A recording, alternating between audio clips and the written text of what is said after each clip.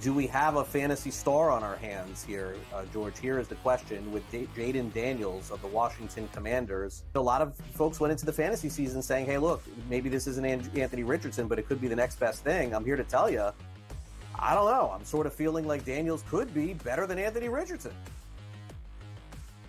I don't know if I'm going to go there yet, all right, but I think he's in the conversation, yeah. What did we hear at draft time? A lot of people wanted a quarterback who could move, right? You don't want the guy who's going to take 5-7 steps and throw the football anymore because you want that additional rushing yards. You know, you get 50, 60 yards, that's a touchdown, right? That's why Josh Allen is so valuable. Lamar Jackson is so valuable, right? You go up and down. Jalen Hurts. You go up and down here. I think Daniels is going to be a good quarterback. I think Washington got their guy, and he can throw the football too. We know McLaurin's a really good wide receiver. It may not be much else there. We'll see what McCaffrey can be. Luke McCaffrey can be there in time. But, you know, I do have hope for him. I think at season's end, he's going to be a quarterback one. It may be a low-end quarterback one, but a quarterback one nonetheless. Yeah, I was really impressed watching him in that game. All right, now Anthony Richardson, look, he's going to have a big year. He's going to have a big fantasy year. There's no question about it. I don't know about the long-term viability here. And look, give him credit. He hung in there with the Houston Texans. My fear for him, George, is that when you go back and you watch film, if you protect the deep ball against Richardson, he could hurt you with his legs. And that may be where all of his fantasy value is coming from. I cannot see him throwing 2 70-yard bombs like he did again.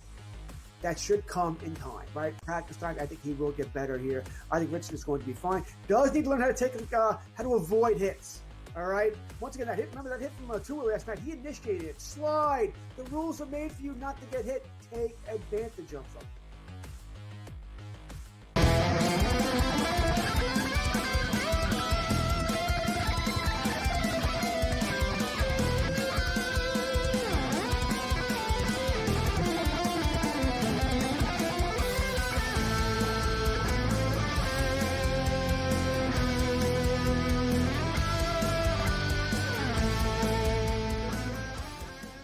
Let's roll. This is SportsRage. I am Gabriel Morency. The pitch, the players, the hustlers, the people, the bustle them, and everybody else in between. Let's do this thing. The Twisted Tuesday has begun.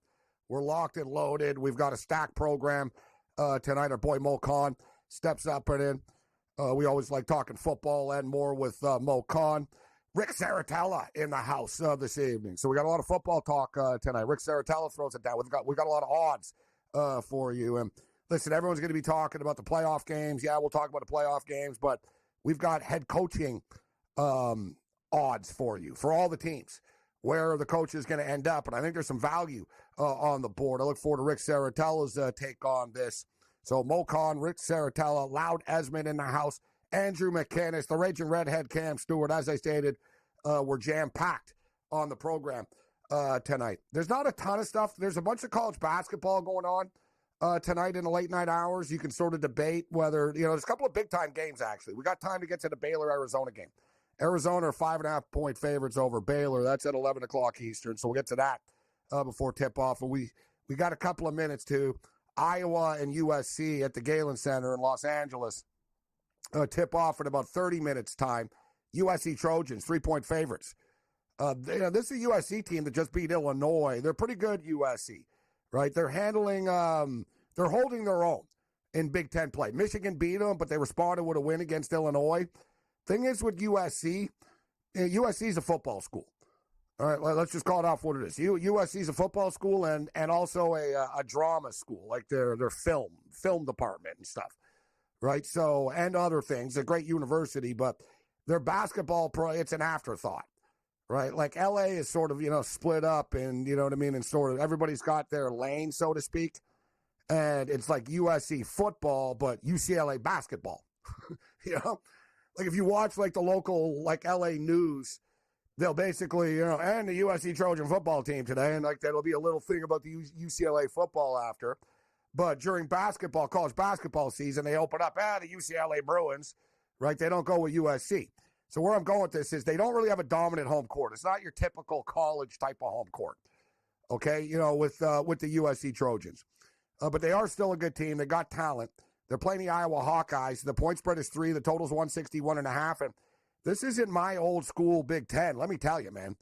Like Big Ten basketball used to be like a slugfest. there's been different eras in the Big Ten. It's sort of, it changes a bit over the years. The Fab Five when Michigan changed things. But you guys know what I'm talking about. The Big Ten has, always been known. Same with football. It's been known as sort of, it's a slugfest, rock fight. Big Ten basketball is physical. Big Ten basketball this year, there's been a lot of overs and a lot of high-scoring games. Illinois hung 94 on the board tonight. Right, this Illinois team can score, and USC can score. USC can get into the 80s. Iowa can score. Iowa, they're not like their football team, the basketball team. Iowa play up tempo. They bomb threes. That's why the total is 161.5. And listen, the total went up to in the Illinois game today with Indiana, and it was like 157.5, and it closed to 160. And I was like, it's high, but it's high for a reason, and it's going to go over. And this is kind of one of these games, too. This is going to be a track meet, Iowa and USC. Most of my action, a lot of times, for whatever reason, I like the late games more than the early games. But we jumped in on the early card, and it's been hit or miss. It's been more miss than hit. We've lost a couple of more bets than we've won. And looking up right now, I was hoping to pull out the Chicago Bulls against the Pelicans, but the Pelicans are pulling away on the Bulls right now, 110-96. NBA basketball, all we got is the Brooklyn Nets and the Portland Trailblazers, and I really can't pretend to care about this game. Even from a betting standpoint, I'm like, yeah, you know what? I don't want to take either team. It's one of those games like, I think we'll look the other way on that one. NHL hockey, there's a bunch of stuff going on right now. The Vancouver Canucks are getting massacred. It's 6-0 against the Winnipeg Jets. And let me tell you, the Vancouver media are amongst the most annoying media in all of North America. So they're it's just going to be like a wine fest now after this game. I got to trade everybody and fire everybody, and this is terrible, and they don't get along, and whatever. They just beat the Toronto Maple Leafs the other night 3-0. So it was a bad spot tonight. I didn't take the Canucks tonight, but I can't lie. I did take the under 5.5, and I'm not happy it's 6-0. 6-0 for the Winnipeg Jets. But the Jets are good. The Preds are up 4-2 on the Vegas Golden Knights. And I'm telling you what, guys, and McInnes is going to step up, and then we'll talk hockey with McInnes. But this Predator team is starting to turn the corner a little bit. I saw it a couple of weeks ago against the Vancouver Canucks. And on that, Western swing, when they played the Oilers, the Flames, the Canucks, I watched all those Preds games, and, I was watching them. I'm like, I don't know how you guys, don't have a better record, actually, by watching you. They're serious. They're not an easy team to play against. I don't know what it was. I don't know if it was, chemistry issues early. You threw a couple of new dudes on the team, because they really didn't change that much, right? They were a good team last year, and they added Marchessault and Stamkos, and things weren't working out for them. But I'm telling you, this is not a bad hockey team. The problem is with this, the odds makers know that they're good, so it's not as if there's any value with the Preds. But I'm just telling you, the Preds are better than the record is. The Montreal Canadiens are playing better hockey as of late. 2-1. They're trailing though right now in Salt Lake City. Their first trip to Salt Lake City ever. 2-1 for the Utah Hockey Club, no name. Early in the second period of play. The total is 7.5 in this game. I know they're already at 3 right now, but, man, I see 7.5. It is minus 170, but I see 7.5, and I like to look at the under. And the Rangers and the Avalanche are tied at 1 right now, early in the second period of play. In-game total is 5.5 there. I like the Avs coming into this game, although the Rangers have won 3 of their last 4. The Avs have been alternating wins and losses back and forth over the last couple of games. So we'll get into the pucks. We'll find some in-game opportunities. We'll get back to that USC and Iowa game. But I think the USC Trojans in the play tonight on their home court. Speaking of Los Angeles, of course, the USC Trojans, there's a lot of anticipation in the air right now in the Major League Baseball landscape as Sasaki is set to make the decision. We all knew that January 15th, listen, he's not eligible to sign until January 15th. So people were wondering before, and we told you this isn't going to happen until mid-January. The international pool opens up tonight, basically. So the international pool will be open on the 15th, and then he's got 9 days to sign the deal. Now, obviously, I don't think it's going to be 9 days. I'm not sure, like, there's going to be an announcement in the morning type of deal, but this is it. He's, he met with, like, a lot of teams. I think he met with, like, 15, 20 teams, right? So you can't say that they didn't do their due diligence on this. They met with everybody. Hell, I think they met with the Cincinnati freaking Reds. Like, you know what I'm saying? Like, you've been seeing, like, on Twitter every day, they've been posting, Sasaki told whatever team that he's not going there, and one by one, like, he pretty much met with everybody almost. And it's come down to 3 teams. And I don't know how the Toronto Blue Jays are always in this. And as far as the Blue Jays are concerned, I don't know. I don't know if the Blue Jays think it's good business to leak this stuff to the national media, the Morency types and the Heyman types. I don't know, and Passett, etc. I don't know if they think it's good business to have their name out there, and or somebody is playing them to try to make them look bad and fall short all the time. Because I don't understand how the Blue Jays are in the final mix all the time, because they never get the players. Let's roll. This is Sports Rage.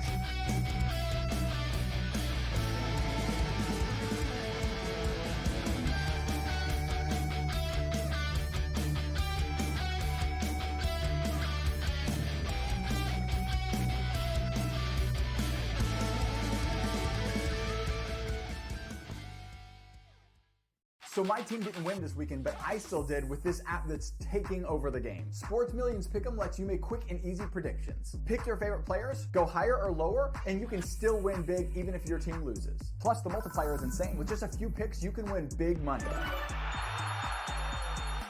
So get on it. They've got a welcome bonus to help you start off your winning streak.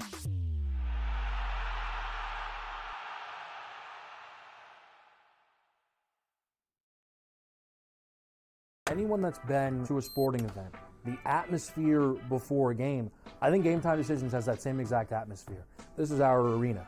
This is what we do. There is going to be an energy to Game Time Decisions that you will feel night in and night out. The excitement you get when you lock your bets in, when you're figuring out what you want to do, we can zone in on the biggest games each night. I want this to be the place that people come to before the games start so they feel as ready as possible to lock in their cards. We are going to hit every single one of those markets that you need to know about. We're going to go through every single thing, and I've got a great team behind me that's going to help me get the job done. There is not going to be a better place, I promise you, than Game Time Decisions to get that new information, react to it, and be able to then bet accordingly. We will have everything at our disposal, and we will use that to our advantage.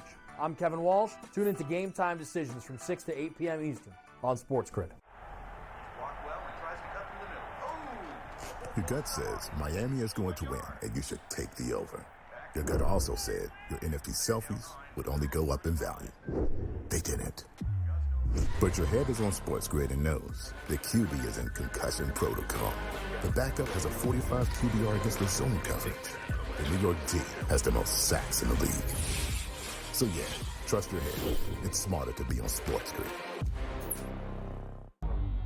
The two guys that can do it all. Too much electricity this morning. This is a good time. We're having a lot of fun. I had to do a triple take. Ka-ching! Why? Because of parity. I didn't mean to offend. Yeah, it's not going to happen. Load management is a dirty word. Let him rip. You know what? Circumstances provide the results. What? How do you do this once? Oh, Donnie, you got such a good show there. A network that is booming. The Early Line, only on SportsGrid.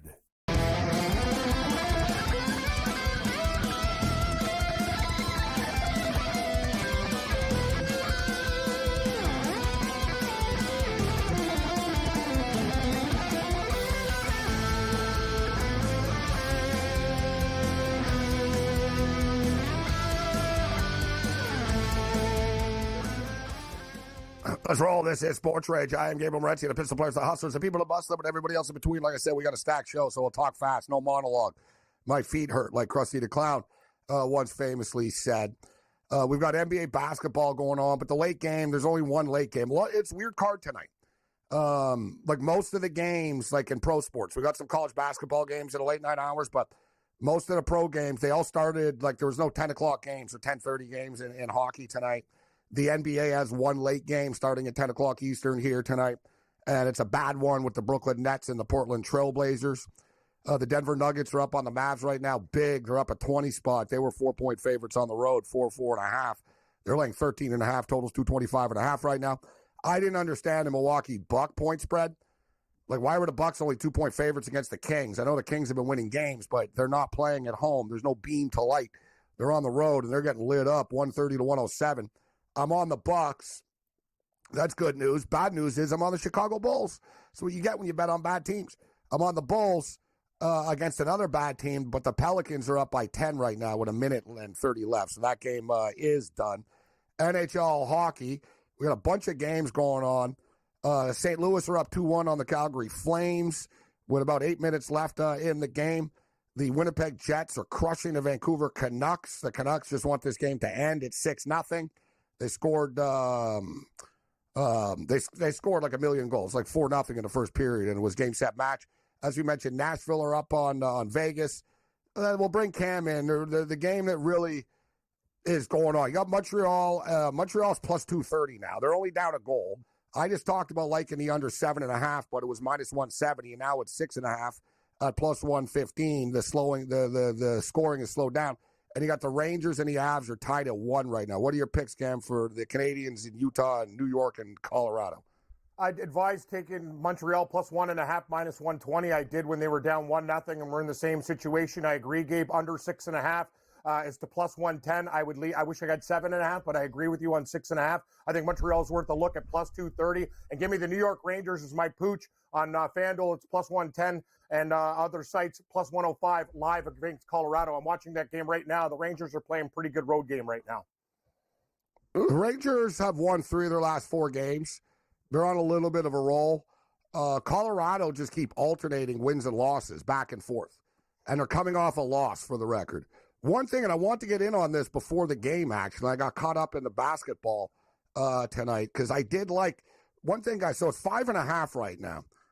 There's no great value here, but I'm going to go under, Cam, with the Rangers and the Avalanche. Mm-hmm. Like I said, the Rangers have been playing a lot better, and one thing the Rangers have been doing in the last, if you'll notice, they're low-scoring games. They're playing a lot of lower-scoring games. And same thing with the Colorado Avalanche, right? The Avalanche got a new goalie. Things have tightened up. Like, people think of the Avs and, oh, my God, their games are going to go over and stuff. But if you look at the Avalanche, I think it's like 3 of their last 4 of their last 5 games have gone under the number. I liked it coming in. It was an even 6. Now it's 5.5, 1-1 with 11 minutes left. But I'll disagree. I'm going to jump in on the Avs here to win this game. I do like your under, and I'm watching this game. The Rangers have really tightened up. They scored a shorthanded goal. Former Leaf and star Sam Carrick end-to-end. It was actually one of the best goals I've seen, and he actually deked out Blackwood, who's playing very well for Colorado. So I do agree with you on the total. I just think the Rangers are a hot team right now, and at plus money, I'll take them in a very tight game. I didn't even realize this game was on TV right in front of me, as they all look the same, these hockey games, whenever I've been flicking around. So I actually have the Rangers in Colorado on right now without even noticing it. And I just bet on the under 5.5 in game. Let's bring in Andrew McInnes right now. Good to see you, McInnes. The Canadians and Utah, we got a 2-1 hockey game, although I see they just locked things up. I'm blacked out of this hockey game for whatever reason. I guess I was supposed to fly to Salt Lake City tonight. I'm blacked out, and I do have the Rangers and the Avs game on. I just took the under 5.5 in the Rangers and Avs. I've been talking about how Avs games, people think of overs, McInnes, but they've really tightened things up. A lot of low-scoring games. They've been alternating wins and losses over the last 4 or 5 games. What's your take on this game in-game right now? What do you think? Yeah, I mean, look, I think I might have been the biggest believer in Mackenzie Blackwood after that trade happened. Like, I mean, I think he's a really solid goaltender, and I think this team has just looked different around him.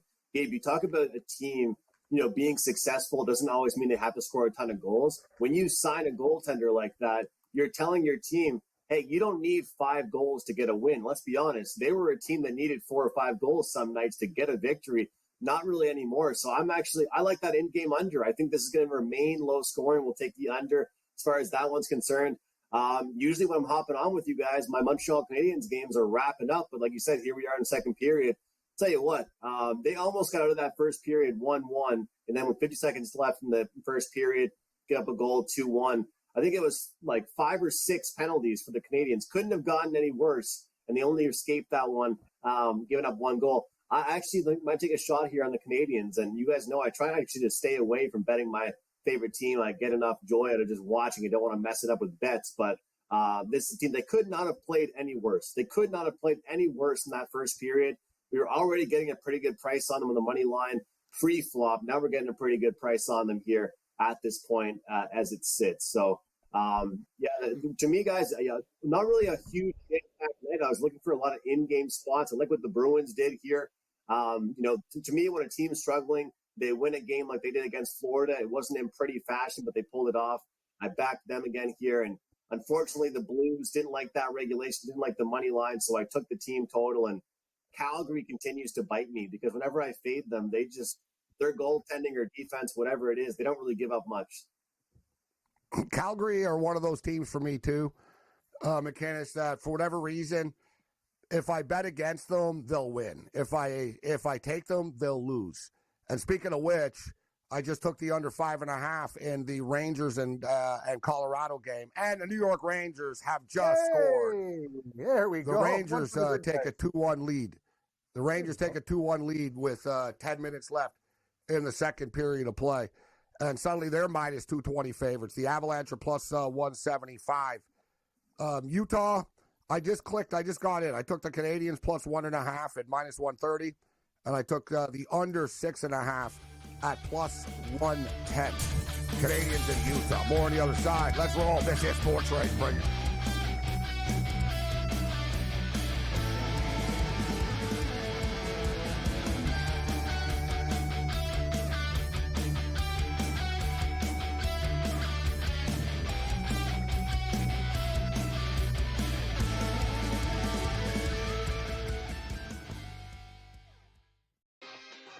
It's going to be copy-paste. Books are not good. Win total's a tick too low. Knock it right over. Make playoff price tick too juicy. Bang it out. Postseason comes around on a tee. Knock their heads off. I don't think the Steelers organization just makes a move to make a move. They have to have, it's like being in the book. You have to know what you're going to move the line to. Game time decisions. Only on SportsGrid.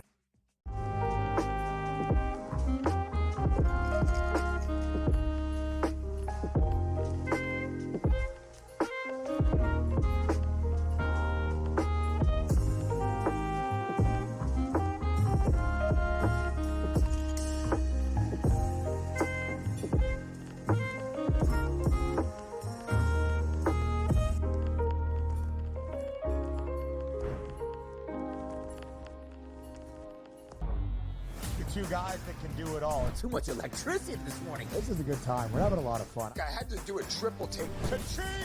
Why? Because of parity. I didn't mean to offend. Yeah, it's not going to happen. Road management is a dirty word. Let him rip. You know what? Circumstances provide the results. What? How do you do this one? Oh, Donnie, you got such a good show there. A network that is booming. The Early Line. Only on SportsGrid. Talk about it failing and always putting the square peg into the round hole. We're going to run it. We're going to try and play these lower scoring games. They didn't score over 17 points in the 5 straight losses. There's a chance for the Ravens to exercise every single demon on their way to a Super Bowl. But it also means the path is very difficult and things are only getting started. Pro Football Today. Only on SportsGrid.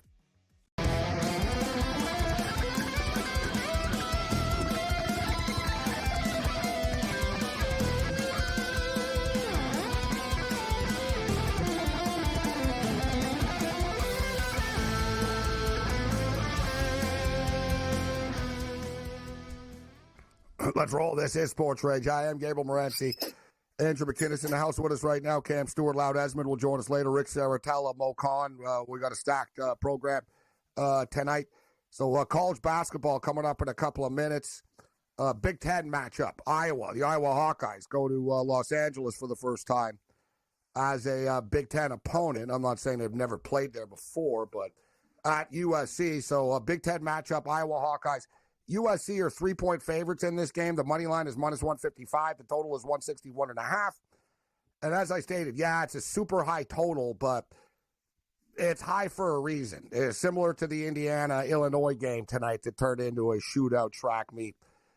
USC play, this is a little high. Like, I'd prefer if it was like 157.5, 158 in that territory, because USC can and will get into the 80s here, and Iowa, can as well. So I think it's a manageable enough number. So we'll pull the trigger over the 161.5, and we'll take the USC Trojans. Man, I don't want to lay 55 cents. I'm sick of laying these big money line prices. So I'll lay the 3 and hope for the best with the USC Trojans here. And we'll get back to Baylor. Baylor in Arizona is at 11 o'clock Eastern tonight. Andrew McKinnis in the house with us right now, wagertalk.com. And McKinnis is a Packer fan. McKinnis, the season comes to an end in a pretty frustrating fashion. Whatever. All playoff losses are frustrating, right? I mean, it is what it is. It's never going to be. I've always said that for years. The last game, the elimination game, is never pretty for any team in any league. I don't, even with the injuries, I think, wasn't meant to be this year for the Green Bay Packers. Starting with that first game in Brazil, and Jordan Love getting injured and in and out, and constant injuries with the wide receivers. And what was crazy about it, with all that being said, McKinnis, with 5 minutes left in the football game, they had a chance to cover the point spread. Like, they score a touchdown, they lose the game by 5 points. Like, the Packer defense balled out. You got nothing, I got nothing to critical. You can't say anything critical about the Packers defense. I get it. People are upset. And, the low-hanging fruit, people with the memes and after Jordan Love and stuff. But for the love of God, you lost. You didn't have Christian Watson. You lose Romeo Doubs in the game. You lose Jaden Reed in the football game. And then you lose your center, not to mention that Jacobs gets hurt. You couldn't have asked for a bigger nightmare Sunday for the Packers. You're telling me, Gabe. You're telling me, and I had to watch the game with a friend of mine that's an Eagles fan. So that just made it even worse.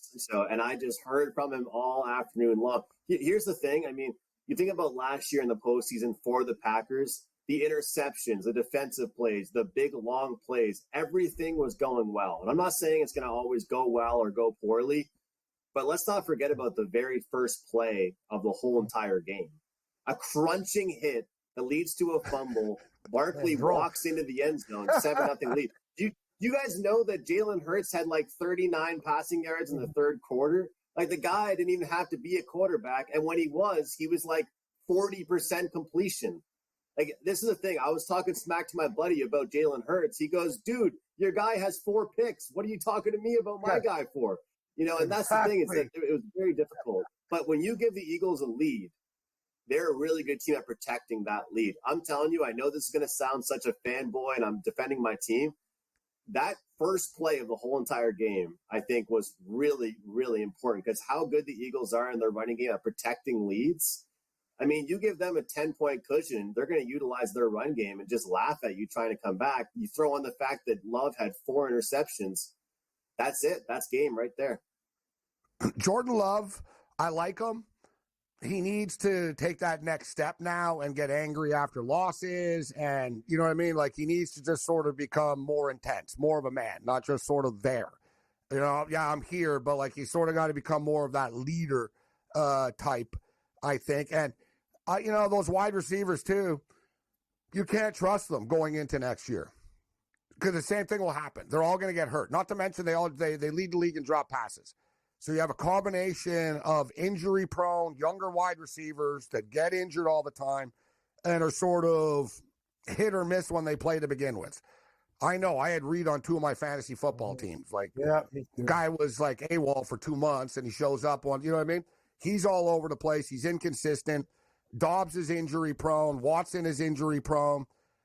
I know it's not going to happen, but you need like a T. Higgins type in there. Like, you know what I mean? Like a veteran. Just sort of like a veteran sort of wide receiver that's been around the league for a while, that can talk to the younger. You know what I mean, guys? If you know, Cam, like, if you got 3 young wide receivers, who can help each other? Exactly. We're all 24 years old. Like, I don't know. You need like a 30-year-old guy. No, this is it, kid, This is it.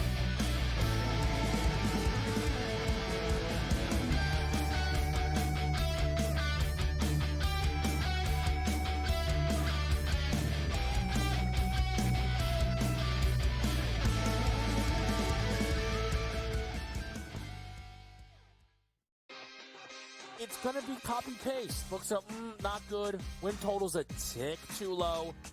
Knock it right over. Makes playoff price tick too juicy. Bang it out. Postseason comes around on a tee. Knock their heads off. I don't think the Steelers organization just makes a move to make a move. They have to have, it's like being in the book. You have to know what you're going to move the line to. Game time decisions.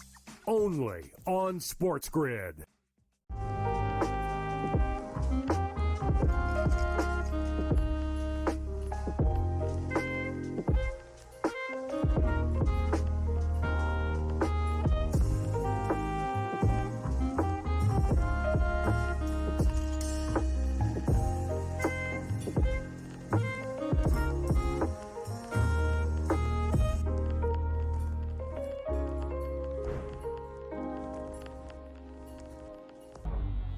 Two guys that can do it all. Too much electricity this morning. This is a good time. We're having a lot of fun. I had to do a triple take. Ka-ching!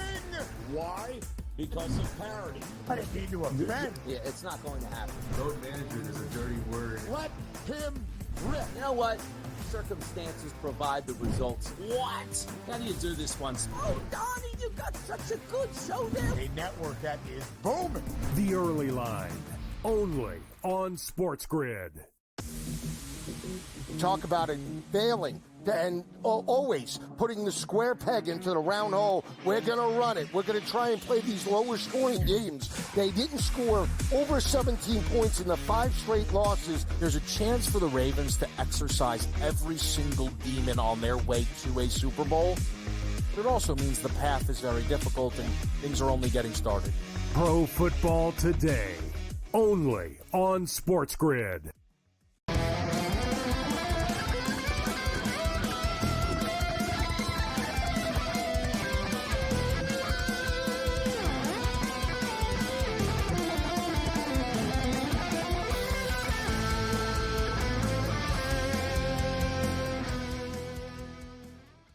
All right, so we had a goal during the commercial break in the Montreal and Utah game. The Montreal Canadiens tie the game with the Utah Hockey Club. The Canadiens have been playing good hockey. They're starting to come alive right now, and they're starting to turn a corner. We'll see what happens. The Canadiens are playing. That's the whole thing, guys. We have a big break coming up soon, right? An Orthodox break. I guess, listen, it sort of replaces the All-Star week, this Four Nations face-off thing, but still, it's a chunk. I think they're taking off. How long is the NHL off for? Let me see the schedule here, the NHL. I think it's 17 days, 15 days. It's a nice little mini break here in the middle of the season. I'm just saying, Cam, hot teams might not be hot when they come back. You know what I'm saying? It could change things. Great point. It's kind of like we talk about with Brady in football. If you're a cold team, you love the break. Remember what happened when San Francisco guys was gonna on be going fire? on vacation and stuff mid-season. It's unorthodox. You know what I mean? It's like mid-season. They're like, I'm not on this thing. I don't care. I'm going to play golf for 5 days. What do me and you and McKinnis know more than anything? Nobody parties harder than hockey players. Those guys are going to be in San Cabo ripping it up. Yeah, they won't be practicing NHL teams every day, guys.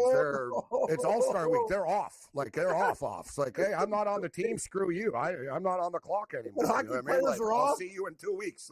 Yeah. They're off.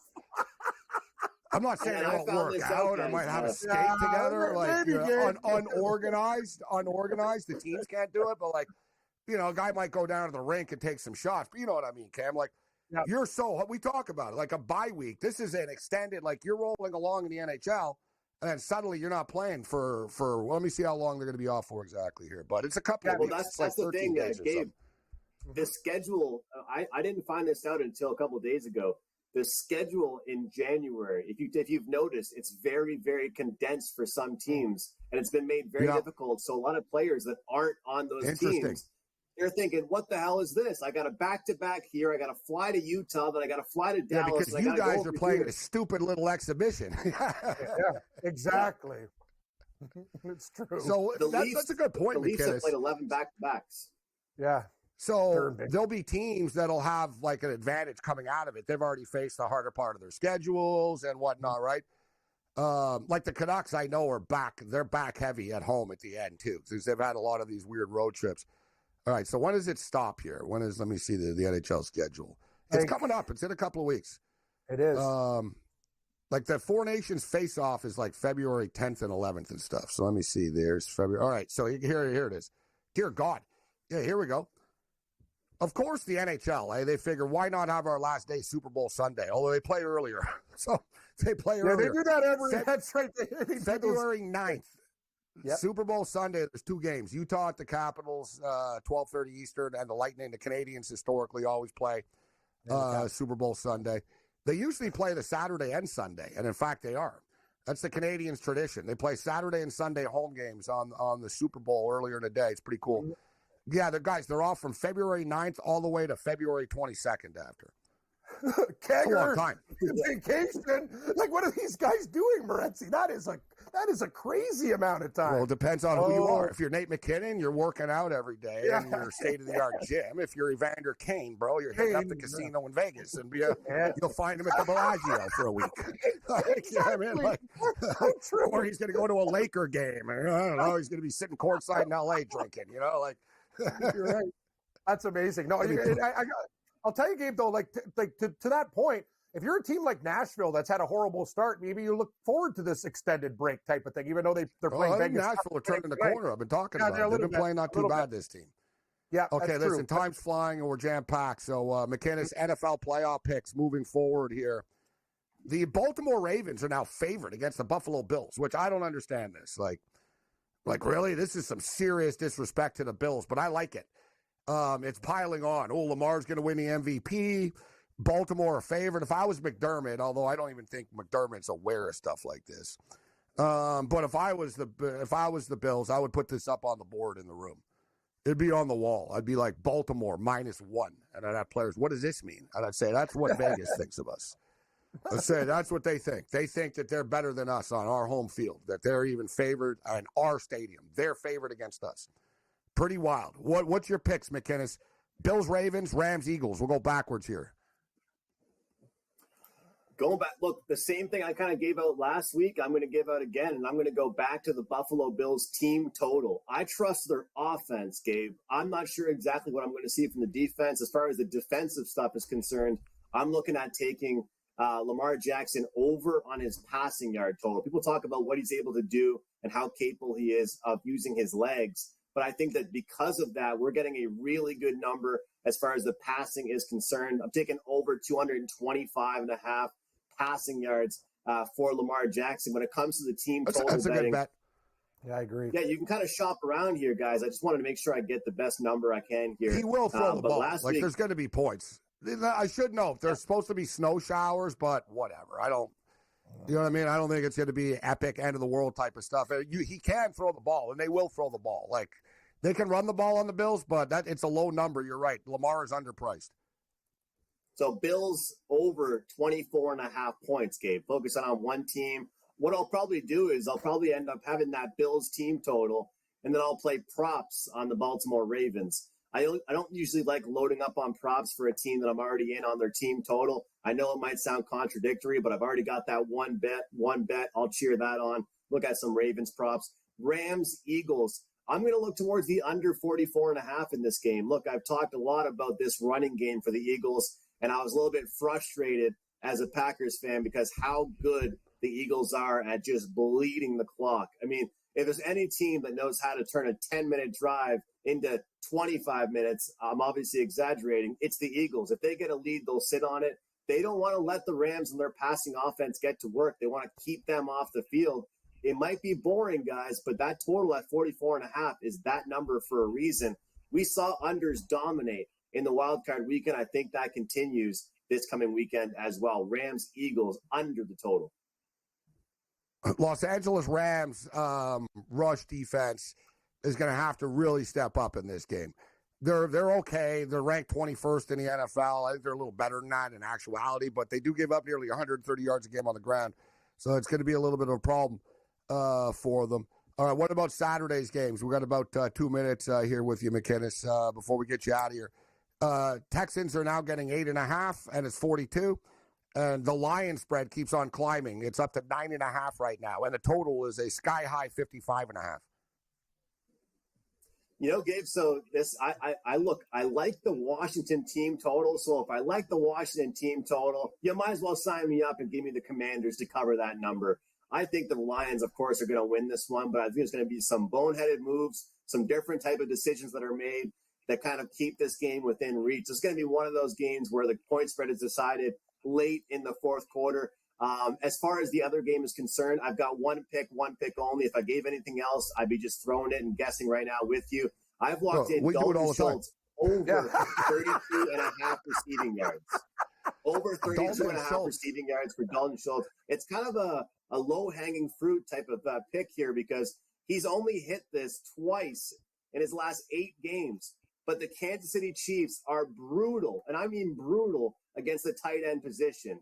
Brock Bowers, Pat Freiermuth, every single person that they've faced as far as the tight end position have absolutely lit them up, not to mention that Schultz lit them up just a couple weeks ago for 45 yards. We only need 33 to cash this ticket. So, hey, guys, might not be a side, might not be a total. That's my favorite play of that game. And if they're 8-point dogs or whatever the number is, doesn't that mean they're going to throw the ball a ton? And if that's the case, I think I get this prop here with Dalton Schultz. I don't have a problem with it. Tight end step up in the playoffs. Yeah, right. We saw last night in these games, right? Wide receivers they get double teamed like Jefferson last, you know what I mean? The star wide receivers get double teamed so much. The middle of the field is open. The tight end is the easiest player to throw it to on the football field. I don't have a problem with it. Tight ends usually cash in playoff games. Andrew McKinnis, wagertalk.com. Great stuff, McKinnis.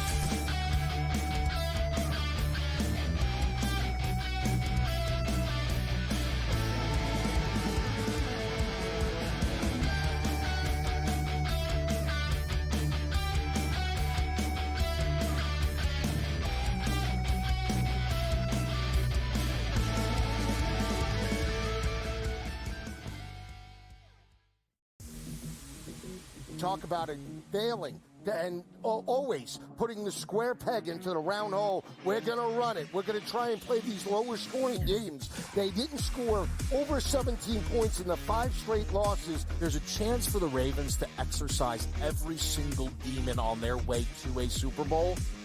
But it also means the path is very difficult and things are only getting started. Pro Football Today, only on SportsGrid. Jimmy Butler wants to leave because Jimmy Butler knows that Riles isn't going to pay him, and he wants to get paid. Simply put, if they would have given Jimmy Butler this contract extension in the summer when he asked, this wouldn't be happening. But Riles did it, and Riles wanted him to play. So now he's disgruntled because he wants out. Betting above the rim, only on SportsGrid. Your gut says Miami is going to win, and you should take the over. Your gut also said your NFT selfies would only go up in value. They didn't. But your head is on SportsGrid and knows the QB is in concussion protocol. The backup has a 45 QBR against the zone coverage. The New York D has the most sacks in the league. So yeah, trust your head. It's smarter to be on SportsGrid. There is going to be an energy to game time decisions that you will feel night in and night out. We're going to go through every single thing, and I've got a great team behind me that's going to help me get the job done. I want this to be the place that people come to. We are going to hit every single one of those markets that you need to know about. There is not going to be a better place, I promise you, than Game Time Decisions. We will have everything at our disposal, and we will use that to our advantage. I'm Kevin Walsh. Tune into Game Time Decisions from 6 to 8 p.m. Eastern on SportsGrid.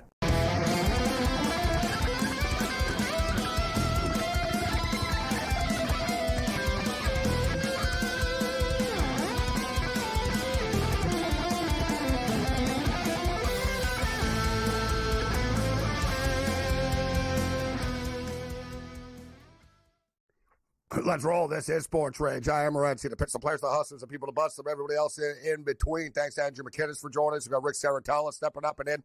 Our boy Mo Khan, Loud Esmond on the radar here. There's a picture. We should get this up, actually. We do have a Best of X coming up, but I just saw there was a picture that was just posted or a video right before we started the show of the great Allen Iverson. So Allen Iverson sitting courtside at a Philadelphia 76er basketball game, but he's wearing an Expo. He's wearing an Expo hat. And so I was like, hey, pretty cool. And Expo Nation is blowing up right now on Twitter about Iverson wearing an Expo hat. And I'm thinking, all right, why would he be wearing an Expo hat? And I'm thinking, okay, does he like the style of it? Probably. It's a pretty cool hat. It's badass, right? It's sort of an iconic hat, and he's probably got a million hats and stuff. But then I'm thinking, all right, what would be his connection? Maybe, I was thinking maybe he knows Delino DeShields from the old days. Delino DeShields is from that area as well. But here's our boy Leg Show in Vegas, who I've met before. What's up, Leg Show? And Leg Show says that Allen Iverson has a house in Laval-sur-le-Lac. He goes, I'm not familiar with this, but I've heard it's the richest neighborhood in Montreal. And I can tell you, as someone that was born in Montreal, I've never heard of anything of Allen Iverson owning any property or being in Montreal. And in fact, I don't think Allen Iverson's allowed into Canada. Let alone, you know what I mean? Let alone owning, living in. He does not. I'm telling you, Show. He does not live. He does not live in Montreal. Don't you think we know if Allen Iverson had property in Montreal? Yes. We would No, I would know. People tell me, "Oh yeah, Iverson bought a place here." No, I so no. You know what I mean? Now, I'm not saying I don't know. Maybe Allen Iverson has some big real estate portfolio I don't know about. But I doubt that, considering he's a known gambler and partier and stuff like that. The dude spends a lot of money. He's known for sort of spending a lot of money. I don't know, but I don't believe so, Leg Show. So send me a link to something. Where the hell did you hear that Allen Iverson, why would he live in Laval-sur-le-Lac? You know how French that is? Who lives in Laval-sur-le-Lac? It is a very rich neighborhood of Montreal, but it's like Mario Lemieux owns a house there and stuff. The owner of the Molson Montreal Canadiens owners live there and stuff. It's like a rich sort of rich businessman French community. I don't picture Allen Iverson smoking a joint on his front yard. Hey guys, ça va? Hey, what's going on? Hey, how you doing, Jacques? Hey, ça va, Jacques? Hey, what's up, Pierre? Hey, how you doing? You gonna watch the Canadiens game tonight? Oh, oui. Loud Esmond in the house. What's going on, Loud? Oh, that was. How you doing, guys? Hey, Loud. You really enjoy it when I do Shakespeare on the show. So I have a couple of quotes for Sam Darnold, who, by the way, I need to thank Sam personally for throwing an interception in that game, and also for keeping that game under and letting the Rams win, because I had a three-leg parlay that had Rams winning, Darnold throwing an interception, and the team and the total going under. So I would like to say, alas, poor Darnold. I knew him well, and also. For God's sake, let us sit upon the ground and talk about sad stories of the death of quarterbacks' careers. I predicted on this show last week, I said, who's going to be under more pressure than Sam Darnold? And that the fairy tale was going to come to an end, because I just thought he was going to crumble under the pressure. And I think that's exactly what happened. I got to tell you, Loud, you'd be better off quoting Jay-Z or James Hetfield and Metallica on this show to our audience than Shakespeare. It's not nice reference. All right. Yeah, nice reference, but it might be better somewhere else like that. Okay. I'll keep that under advisement in the future. Yeah, that particular note moving forward. Yeah, I'll take that note for you. Absolutely. As far as where I'm at tonight, I'm trying to give Cam. I'm trying to give you my money, because I'm the other side of that Rangers Avalanche game. Oh, he is too. So it's my money. Yeah. So I'm just transferring it over to you in that game. National Championship, Notre Dame, Ohio State. Obviously, I've said I'm a Notre Dame fan. I'm very worried about one major injury, which is this left tackle. Anthony Knapp is not going to be able to go for Notre Dame. I think that could be a major problem. Both these teams play a lot of defense. It's going to be hard for Ohio State to pass on the Notre Dame secondary, which has basically, it's almost all an NFL level secondary back there. And I think the safest play in this game is the under. I have a hard time disagreeing as somebody that just got burnt betting Texas the Texas game to the over, and I think Texas's offense is better than Notre Dame's. Even though Notre Dame put up better numbers this year, Texas played better teams. You know what I mean? I don't care you hung 55 on Army and Navy and stuff like that. Right. Okay, good for you. Texas played better teams, but I get you were going with that. OSU's defense is freaking good. Notre Dame's defense is just like a brick wall as well. And Loud, I'm somebody that I'm addicted to betting overs. And even I'm like, yeah, you know what? This, you're right. This does feel like an under. But as a Notre Dame fan, you have to be concerned. How the hell are Notre Dame going to score on Ohio State? That's got to be a concern right there. Yeah, no, I'm very concerned about that, and especially with that left tackle injury. The one thing I'm hoping will keep us in the game and not get us blown out is I believe that there is some magic in that quarterback. I mean, Riley Leonard has been fantastic. So I'm really excited to see how he plays in that game. It's going to be a defensive struggle. It's going to be an old school football game, and that's why I'm on the under there. Texans at Kansas City. I looked at some numbers. Kansas City allows 19.3 points per game. And the Texans, 21.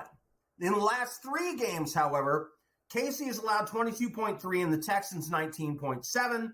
But you got to keep in mind there was that blowout where Kansas City didn't play anybody, and it was like 38-0.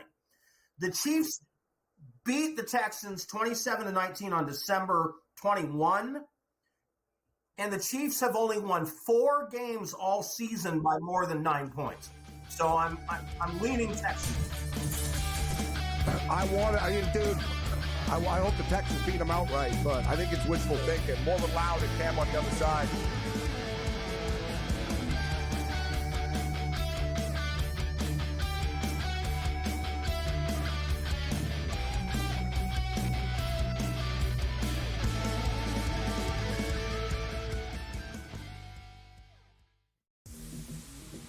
Talk about it failing and always putting the square peg into the round hole. We're going to run it. We're going to try and play these lower scoring games. They didn't score over 17 points in the 5 straight losses. There's a chance for the Ravens to exercise every single demon on their way to a Super Bowl.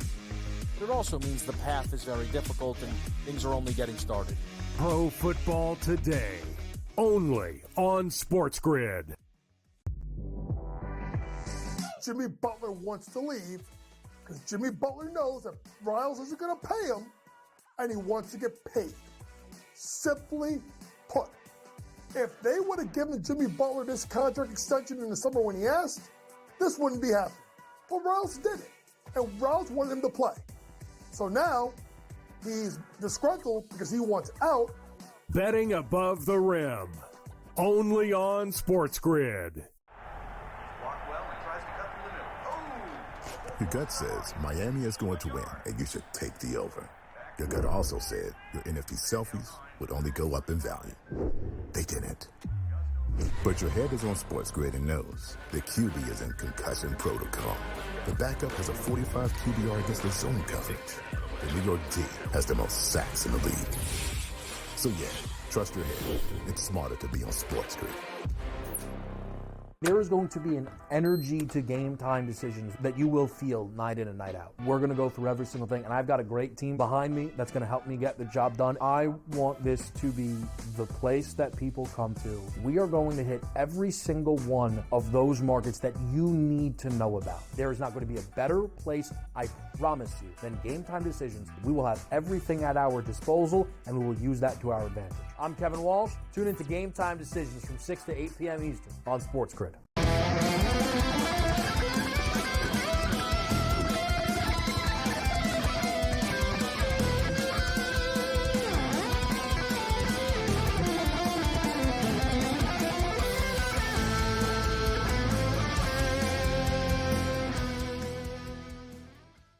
All right, we got a couple of minutes more here with Loud before Rick Saratella joins us. We got a lot of football talk coming up with Rick. But Loud was curious. He was listening to the show earlier. We appreciate that, Loud. You were curious of me teasing somebody's NFL coaching odds for where the coach who's going to be the next coach of the teams. Right. I'll just blast through it for you to give you a taste of it. The Chicago Bears, Ben Johnson is the favorite at plus 175, offensive coordinator of the Detroit Lions. Ben Johnson is the favorite. Mike McCarthy is the second choice at plus 300. There are a lot of people in Chicago that are believing in McCarthy and the Bears that this is real, that they like him a lot. But there's other teams that like McCarthy. Cliff Kingsbury is 7-1 due to the connection with Caleb Williams. Aaron Glenn, the defensive coordinator of the Lions, is 11-1. Dallas Cowboys, Deion Sanders is dropping, man. It was plus 150. Now it's plus 125. I personally believe that Deion Sanders will be named the next coach of the Dallas Cowboys any day now. And I think it's going to happen soon. Wow. I think it's going to Yeah, I think it'll happen by the end of the week, this one. They're not going to play around. They're going to start scouting players Deion's already been Why is Deion Sanders going to the Hula Bowl last week? Why is Deion Sanders going to college football all-star games? Sounds like to me like a guy drafted and scouting players, right? Why? Deion's a busy man. He doesn't need to be going to college all-star games. Why? Shedeur Sanders is playing in the Shrine Bowl. Deion will be there. So I'm just saying. So Deion's plus 125. Kellen Moore is plus 260. Jason Witten. For the love of God, Jason Witten. Seriously. That's crazy. The Jags, nobody wants the Jags job. I'm not saying nobody, but I've heard the Raiders are looking at a couple middle school coaches in Las Vegas.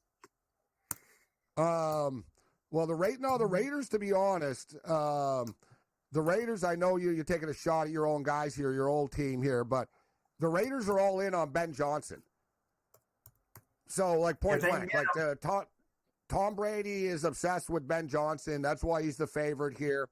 The Raiders don't have a quarterback, right? Nope. Ben Johnson wants a quarterback, but you got Tom Brady there, so Brady could tell him, hey, listen, don't worry about it. We're going to get a quarterback. I'm going to figure out the quarterback situation here. But Ben Johnson's the favorite for the Raiders. The second choice is Pete Carroll. And reportedly, Pete Carroll and Brady really like each other, and this is actually a real potential. I personally think the best bet on this board is Aaron Glenn to be the next coach of the Saints at plus 100. And then you got the Jets, which is just a bunch of wild names all over the place here. No one really can figure out the Jets. Who wants the Jet job? But, those are the odds. Aaron Glenn is a plus 220 favorite for the Jets. Rex Ryan, the second choice, at plus 275. The guy that's the coach now, he doesn't have a hope in hell at plus 400. So the odds makers don't know about the Jets. Arthur Smith, 7-1. He's not going to be the coach. Brian Flores, 7-1. Ron Rivera, 20-1. Mike McCarthy, 11-1. Imagine McCarthy and Aaron Rodgers reunite in New York. Couple of NFL things on the way out. Over on everything in the Commanders-Lions game. And then an interesting three-leg single-game parlay of Texans and Kansas City. Under the Texans team total, Dalton Schultz for more than 33 yards receptions. I think that might give you like a plus 400 to plus 500 play. What was with Dalton Schultz? Because we just had a guest on. It said 32.5. Come again. What was the play? Over 32.5, 33 yards is what I'm saying. Plus Texans under the total in the game. We just had a guest on, too, that liked the Schultz prop to the over. I don't have a problem. Like I said, the Chiefs aren't very good. That's their sort of soft spot in that defense. They'll give up the underneath stuff to the tight end. So, listen, maybe C.J. Stroud, that play woke him up last week, right? We'll see if the Texans' offense can bring it. They're just, they are a little bit healthier right now than they were. But as far as these head coaching positions. Kansas City only beat him by 8 just a few weeks ago. Yeah, and Buddy got Nico Collins. No, their other receiver got murdered in that game too. Remember, he was laid out. They missed a lot of guys, Gabe. Right. Yeah, my upset Texans, pick, whatever. They're not beating. My most likely upset pick is the Rams beating the Eagles. Rams over the Eagles. I think there's a real possibility the Rams could beat the Eagles. The Eagles have been up and down all year. The Rams, I think, have a better coach. They're peaking at exactly the right time, and those receivers are on top. I like the Rams, but they're in tough, I think. Thanks, Loud. Hit the pick.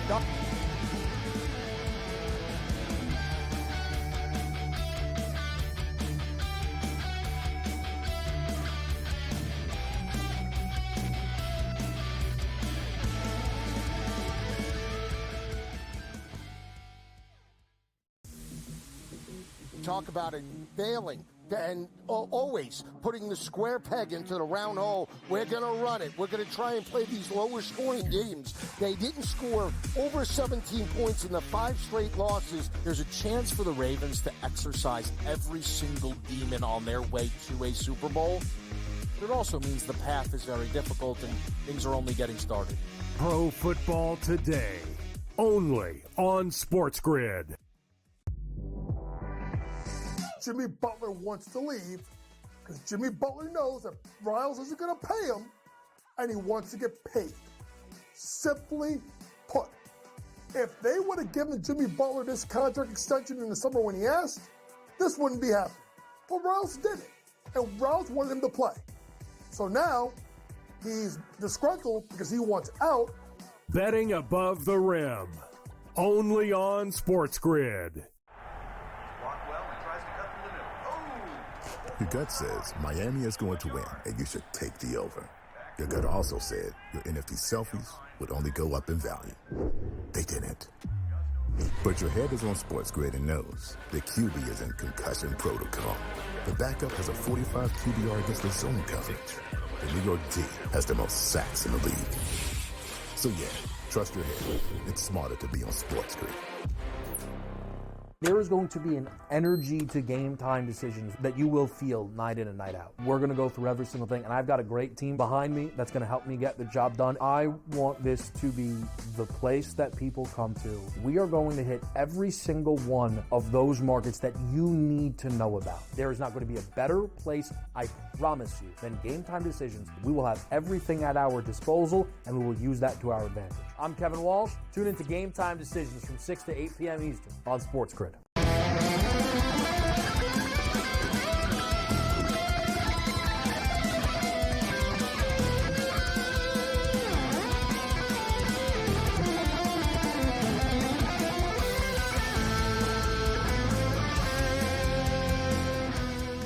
Twisted Tuesday continues. This is SportsRage. I am Gabriel Morency, SportsGrid Radio and Television Network, Sirius XM Channel 159. Let's do this thing. My head's about to explode. Never mind the football games on the field. There's a lot of stuff going on off the field right now in the National Football League between the head coaching decisions and vacancies. Deion Sanders' connection to the Dallas Cowboys. We got the college football all-star games. The Super Bowl countdown is on. The quarterback shuffle is about to begin. I don't even know where to start. Rick Saratella steps up and in, founder of the NFL Draft Bible, allaccessfootball.com, and more. Rick Saratella, always a pleasure, Rick. Like I said, I don't even know where to start. There's so much to get to. Oh, baby. How you doing, Gabriel Morency? By the way, 100 days until the NFL Draft. Let's celebrate. So the countdown is on, and it's a hot topic of conversation. So let's start off, actually, with the NFL Draft and Deion Sanders and the Cowboys and Shedeur Sanders. And everybody knew coming into the draft. And Deion, listen, one thing about Deion, he's pretty honest and open about things. Deion said months ago, I'll tell you right now, there's going to be some teams that I will flatly not allow my son to play for. And now that the draft is 100 days away, these teams are starting to be sort of leaked about which teams that Shedeur Sanders flat out will not play for. And reportedly, one of them, the Cleveland Browns, which makes sense. Not to mention, remember, Deion's always talked about no cold weather cities and stuff like that, which I always found ironic that they play in Boulder, freaking Colorado. But nevertheless, so remember Deion was like, we don't want to go to a really cold place. And I'll tell you right now, there's a few teams that will never win. And Deion talked about, I'm not sending my son there. And the Cleveland Browns are one of them. And reportedly the New York Jets, which I find interesting because he wants to be a Giant, but supposedly the Jets are on the no-fly list. They're like, we won't even meet with the Jets type of deal. I haven't heard anything bad about Tennessee, and I know that he wants to be the number one pick in the draft, Rick, and I know that you think that he should be selected ahead of Cam Ward, and you know what? I agree with you right there. What's your take right now? Because Cam Ward's still a favorite to be the top pick of the draft, and I'm starting to buy in that it will be Shedeur. I don't think that he'll block being drafted first overall by Tennessee personally. Yeah, I'm shocked that Cam Ward is the odds-on favorite. I have him right now as my 28th overall player on the big board. Shedeur comes in around 7 or 8. So I see Shedeur Sanders as a franchise guy. I think Cam Ward, we're making him try to fit him into being a franchise guy. I really think Shedeur is the only guy that could really come in and elevate a franchise with his maturity, with his toughness, his ability to extend plays. He does not turn the ball over. Okay, we talked about some of his mishaps, maybe holding on to the football too long, but he won't turn the ball over. And he's going to take those hits, and he's going to hold people accountable inside the locker room. I find it fascinating now with Cleveland at number 2, if they are one of the teams that is off the board for Coach Prime and Shedeur Sanders, well, then the Titans, if they're not all in at number 1, boy, what a storyline that becomes. And you're saying Cam Ward is the favorite to be number 1. So we may have a Eli Manning, John Elway type of situation unfolding. And this is, there's going to be a lot of meetings, right? With teams are going to have to sit down and find out where they stand in the big picture. But we know, listen, Shedeur has been posted pictures. He posted pictures of New York Giant custom-made cleats that he had made. So, clearly the New York Giants were on his mind, but that's when they had the number 1 pick. There's no secret that he's very open to being a Las Vegas Raider. But the Tennessee Titans have the number 1 pick, and he also is hell-bent. I know, like, him and Dion are hell-bent on being the number 1 pick in the National Football League draft. He's plus 100 right now, Rick. I think this is the play, and I can't help but think about you and I chuckling. And anybody that's been tuning into the show all year, remember you and I said there's no way in hell that Carson Beck or Quinn Ewers will be the number 1 pick of the draft. They're not even in the draft. It's unbelievable, right? They're not even in the draft. They were favorites. Yeah, right. Yeah, no, and that's the new NIL era that we're living in, right? Because if Carson Beck's not going to be a first-round pick, which a lot of people thought he would not be, well, hey, go cash in at the U for $4 million, doubling down. Cam Ward got paid $1.6 million at the U this past year. Carson Beck's going to take in $4 million, try to improve his draft stock, go back into the draft pool next year. I do think Quinn Ewers, he hasn't announced it yet, but I do think Ewers is in a situation where he could take advantage. We just talked about what a poor quarterback class is. So shouldn't he enter the draft now, Rick? I was going to ask you that. Now I'm like, if you're Quinn Ewers, let me ask you, Rick, you're not getting any better. It's not like, oh, he needs some more reps. He needs this. No. If you go back to college, it's solely because you don't want to go to the NFL yet and you can rack up another couple of million, fine. But he ain't getting any better. Why not now if you're Quinn Ewers? And not to mention, they're pushing you out the door. They want Arch Manning there. Well, yeah, you're not going back to Texas. We know that. And, let's take a look at the competition after Shedeur Sanders and a Cam Ward, like Jalen Milroe. Yeah. Dylan Gabriel. It's thin. It's thin. Yeah. So, I mean, Quinn Ewers has a shot if he comes out this year to actually go in the first round. I can't say that's a guarantee if he comes out next year. And that's as crazy as it sounds. I know everybody. Sam Darnold will never, he cost himself all the money. He's not going to get signed, blah, blah, blah, blah. People bury Daniel Jones, and it looks like Daniel Jones might be the next quarterback of the Minnesota Vikings potentially right now. And it's due to the fact, Rick, this quarterback class is so thin. I mean, let's be real. You got Russell Wilson. You got Justin Fields. You're going to have a Sam Darnold. You got a Daniel Jones. Those quarterbacks are better than all these quarterbacks coming in. So I think there's going to be a lot of offseason sort of musical chairs with these quarterbacks already in the league this year, Rick. Well, the bottom line is when you have a guy like Sam Darnold or Daniel Jones or even Geno Smith, you're going to get another shot because you went in the first round for a reason. So there's always going to be a team that says, hey, give me that guy. Let me Kevin O'Connell said, give me Darnold. And you're a Band-Aid, Rick, right? And there's always going to be a team that's bleeding somewhere that says, yeah, whatever. We need a quarterback now. Sign him, right? That's the way it works. That's how it's going to go. And I'll tell you another thing, Gabe. I thought Justin Fields increased his dollar value earlier in the season. Remember, the Steelers were off to a hot start. And, give me Justin Fields maybe. If he was in this year's draft, he might be the number 1 overall.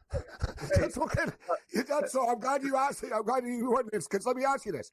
Okay, Shedeur Sanders or Justin Fields? I'll go with Shedeur. I'll roll the dice on the upside to the kid. Right. Okay, if I'm a football team, is Cam Ward better than Justin Fields? No, absolutely Justin not. Fields has NFL experience already. And you right? could probably... You know what I mean? And I guarantee Jalen Milroe ain't better than Justin Fields. I guarantee you that. Like, you know what I mean? We'll go down the list. So Justin Fields, as you stated, I wouldn't mind being his agent right now. Yeah, you're hoping Jalen Milroe can be Justin Fields in 2 or 3 years, right? And you're talking about Jalen Milroe could go in the first round, but I might be able to get Justin Fields for like $20 to $25 million a year. That's bargain value right now, right? So give me that guy.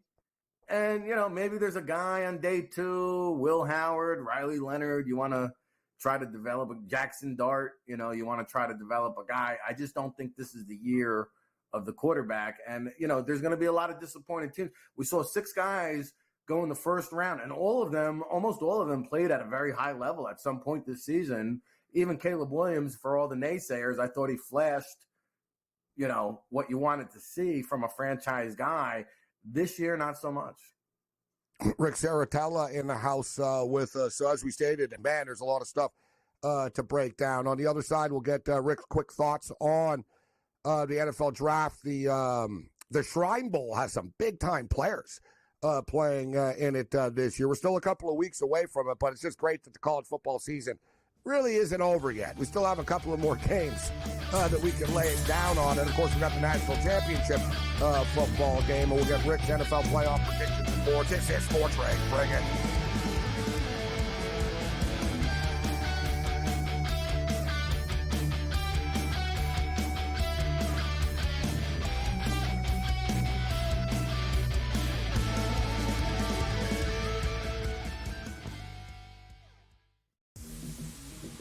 Talk about it failing and always putting the square peg into the round hole. We're going to run it. We're going to try and play these lower scoring games. They didn't score over 17 points in the 5 straight losses. There's a chance for the Ravens to exercise every single demon on their way to a Super Bowl, but it also means the path is very difficult and things are only getting started. Pro Football Today, only on SportsGrid. Jimmy Butler wants to leave because Jimmy Butler knows that Riles isn't going to pay him, and he wants to get paid.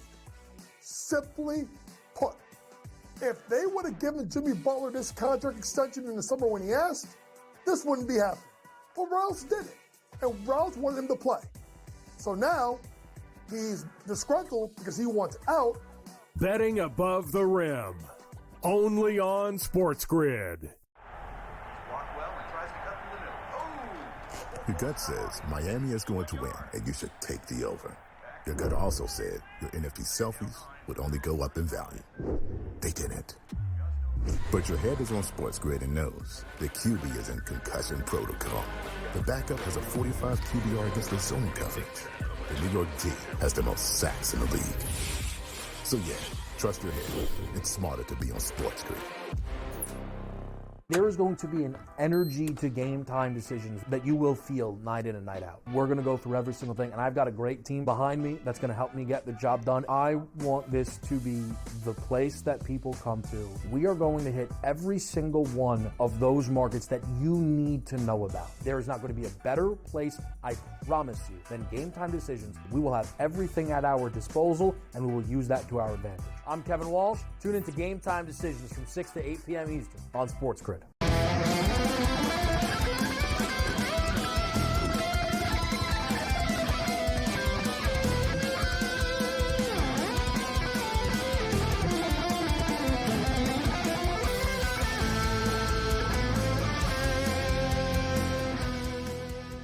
SportsRage Late Night continues. I am Gabriel Morency. SportsGrid Radio and Television Network, Sirius XM Channel 159. Man, there's a lot of countdowns on. Countdown to the Super Bowl, countdown to the draft.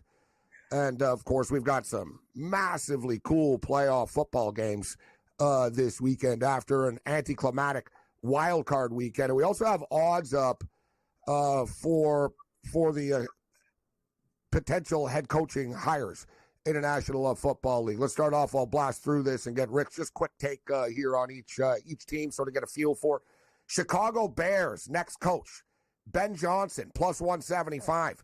Mike McCarthy, plus 300. Cliff Kingsbury, plus 700. Aaron Glenn, 11-1.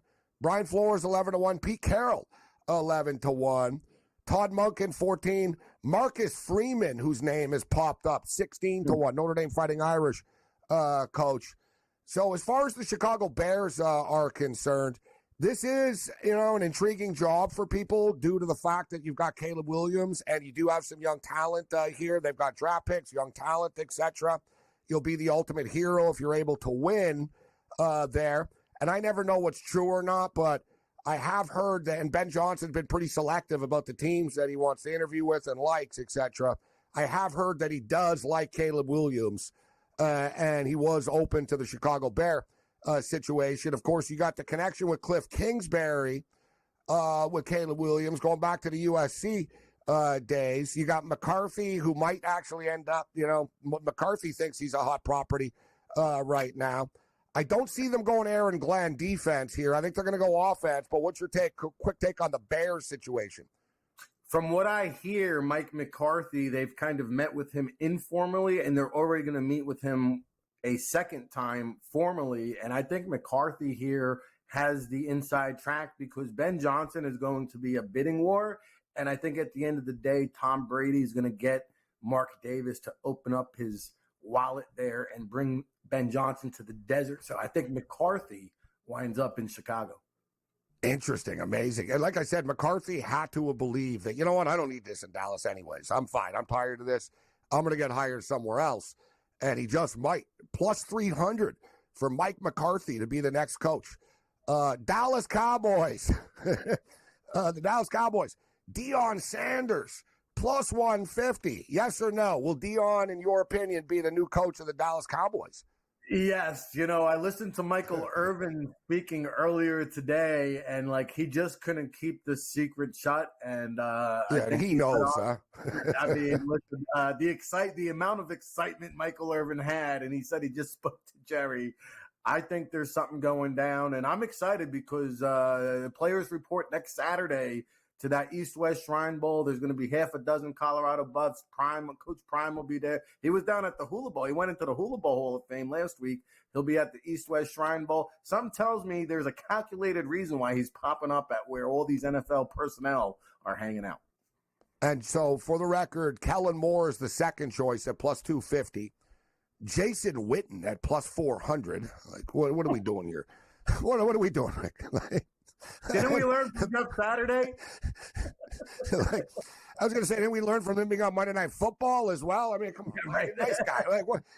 Why does Jason Witten get these jobs, man? What the hell's going on? I don't get it. Jason Witten. Well, okay. Ben Johnson, 16-1 Cowboys. Bill Belichick, 16-1. The Jags. No one's really talking about this Jag job. Somebody's got to turn around Trevor Lawrence and figure this thing out. Liam Cohen is a hot name here. The offensive coordinator, Liam Cohen, plus 110. Ben Johnson, plus 250. Joe Brady, Buffalo Bill offensive coordinator. Joe Brady, plus 700. Aaron Glenn, plus 900. This is not one of the more sought-after jobs, per se, but they actually do have a pretty good roster. Yeah, I think it's going to be an assistant who's really craving that head coaching opportunity. I don't think a veteran guy is going to be like an Aaron Glenn that will take it. He won't say no, someone like that. You know what I mean? I think Glenn is going to go to the Jets or Saints because that's where he's played. He's familiar with those. Good call. The Saints, yeah. Saints or Jets for Aaron Glenn. Joe Brady, who you mentioned, I think is a hot name and could land up in Jacksonville with Trevor Lawrence. That would make a lot of sense to me. And Joe Brady, of course, for people unaware, he worked with Joe Burrow at LSU when they won the national championship, and they had that great offense. And now he's the offensive coordinator of the Buffalo Bills. And we've seen the Bills' offense did get better. No disrespect to Dorsey, right? But Dorsey wasn't an OC. Dorsey was the quarterbacks coach, and he got promoted. And it just, they figured, well, he's close with Josh, and it'll work. Brady just pushes the right buttons. They run the ball more, actually, with Brady, too, which is surprising. Raiders. Ben Johnson is the name, and as Rick stated earlier off the top of this coaching conversation, that he thinks that Brady and Davis will go all in. And word on the street is you heard the same thing that everybody else does here, Rick, that Tom Brady thinks Ben Johnson's the guy. This is the guy that Tom Brady wants, Ben Johnson. They wanted Vrabel, right? They were thinking about Vrabel, but the Patriots came in. But Ben Johnson seems to be the guy that Brady is all in on here. Yeah, and I'll say one thing. I'm not all in on Ben Johnson because he's no sure thing in my book. So I would be very leery of throwing a guy like this $15 to $25 million a year because that's what he's going to go for. And so I think is he Josh McDaniels 2.0? Yeah, I think you got to be careful. I think Ben Johnson's got to be careful. He's turned so many of these jobs down now. If another coaching cycle goes by the wayside and he doesn't accept one of these jobs, then I'm going to be asking myself as an owner, like, where's this guy's head at? Now, I will say this. I do see Ben Johnson landing in Vegas. I think there's an allure there. If not, though, the dark horse candidate would be Pete Carroll. And I think there's a little bit of a kind of kumbaya between Brady and Carroll. He wants a maybe experienced guy if he doesn't get the hottest young name. But so talk about one extreme to the other, right? He's going to hire the guy that called a pass play in the Super Bowl to help Brady win a Super Bowl. Baffling. It'd be kind of wild if we go full circle like that. But Pete Carroll, like I said, Pete Carroll can coach guys, right? I mean, he still can, and he's older, but he's a very raw. This guy still jogs 8 miles a day. He's a raw guy. All right, on the other side, and great call by Rick Saratella tonight on Aaron Glenn and the Saints. We'll get you the odds and the New York Jets on the other side, and we'll get Rick's playoff picks on the way out here. The Twisted Tuesday continues. This is SportsRage. Sirius XM Channel 159. Bring it.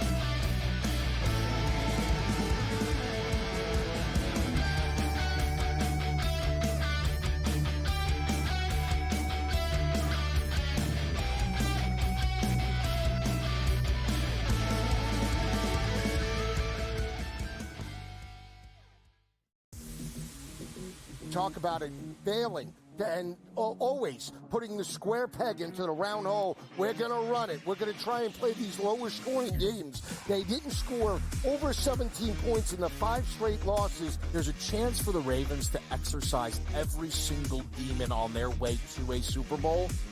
But it also means the path is very difficult and things are only getting started. Pro Football Today, only on SportsGrid. Jimmy Butler wants to leave because Jimmy Butler knows that Riles isn't going to pay him, and he wants to get paid. Simply put, if they would have given Jimmy Butler this contract extension in the summer when he asked, this wouldn't be happening. But Riles did it, and Riles wanted him to play. So now he's disgruntled because he wants out. Betting above the rim, only on SportsGrid. Your gut says Miami is going to win, and you should take the over. Your gut also said your NFT selfies would only go up in value. They didn't. But your head is on SportsGrid and knows the QB is in concussion protocol. The backup has a 45 QBR against the zone coverage. The New York D has the most sacks in the league. So yeah, trust your head. It's smarter to be on SportsGrid. There is going to be an energy to game time decisions that you will feel night in and night out. We're going to go through every single thing, and I've got a great team behind me that's going to help me get the job done. I want this to be the place that people come to. We are going to hit every single one of those markets that you need to know about. There is not going to be a better place, I promise you, than Game Time Decisions. We will have everything at our disposal, and we will use that to our advantage. I'm Kevin Walsh. Tune into Game Time Decisions from 6 to 8 p.m. Eastern on SportsGrid.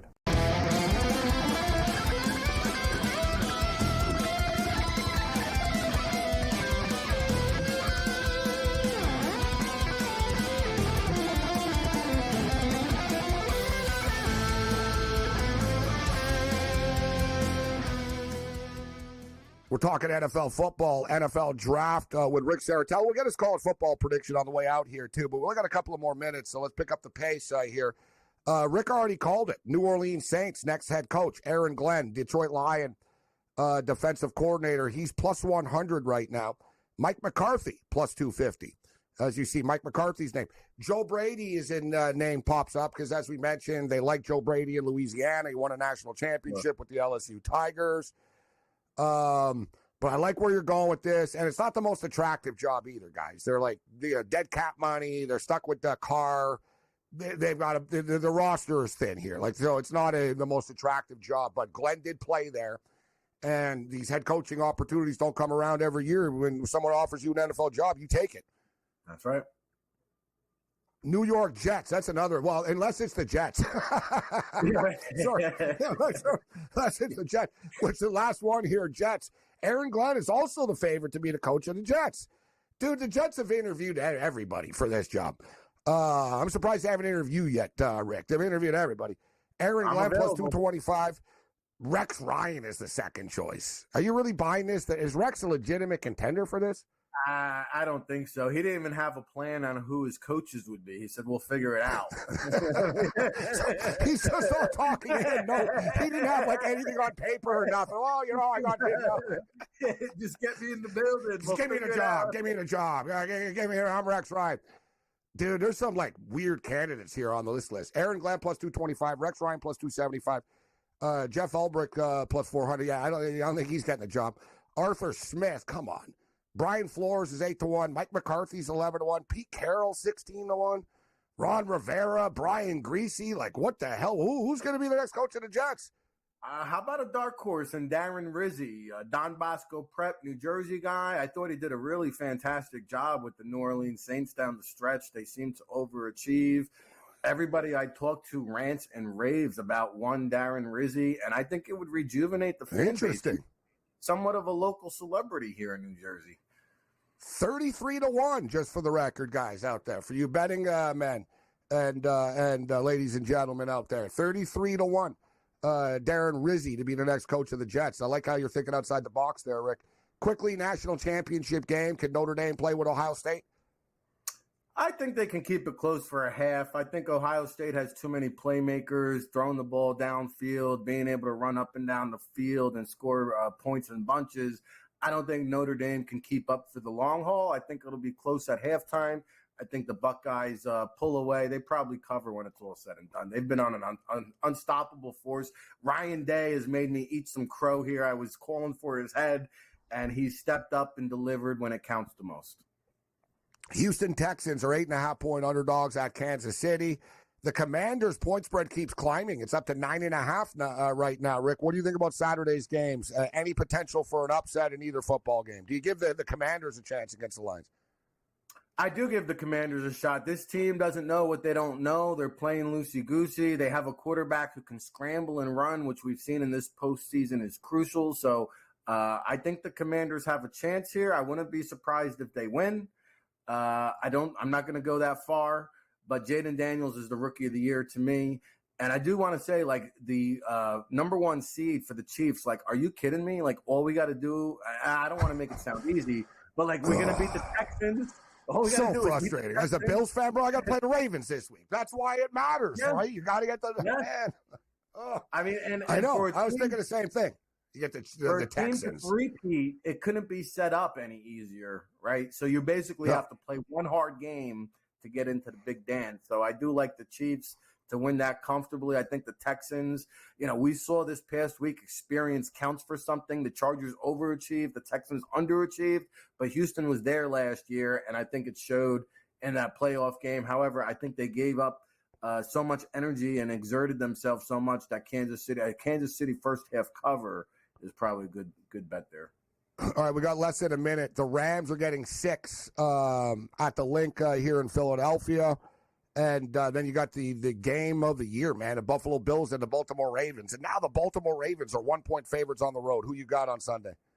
These are both coin toss games. Hurts is kind of rusty. I think the Rams are going to put them on upset alert and pull out the victory. I had the Rams as my preseason favorite, so I'm going to stick with them. Yeah. And but the Ravens were my AFC favorite, but I'm going to go with Buffalo here. I think Lamar Jackson's going to get the MVP award, although I believe it should be Josh Allen because he beat Patrick Mahomes. He also won some other big games. I think he beat Lamar Jackson in the regular season. No, Lamar beat him earlier this year. Lamar did beat him. Lamar does have that over. But who cares? The MVP never wins the Super Bowl anyways. Rick Saratella in the house. Bring it.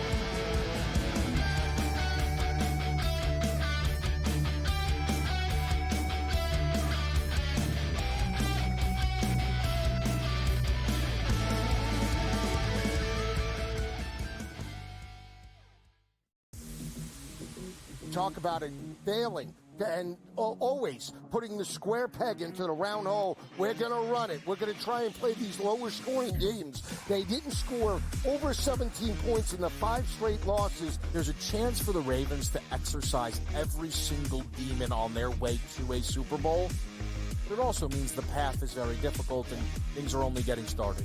Pro Football Today, only on SportsGrid. Jimmy Butler wants to leave because Jimmy Butler knows that Riles isn't going to pay him, and he wants to get paid. Simply put, if they would have given Jimmy Butler this contract extension in the summer when he asked, this wouldn't be happening. But Riles did it, and Riles wanted him to play. So now he's disgruntled because he wants out. Betting above the rim, only on SportsGrid. Your gut says Miami is going to win, and you should take the over. Your gut also said your NFT selfies would only go up in value. They didn't. But your head is on SportsGrid and knows the QB is in concussion protocol. The backup has a 45 QBR against the zone coverage. The New York D has the most sacks in the league. So yeah, trust your head. It's smarter to be on SportsGrid.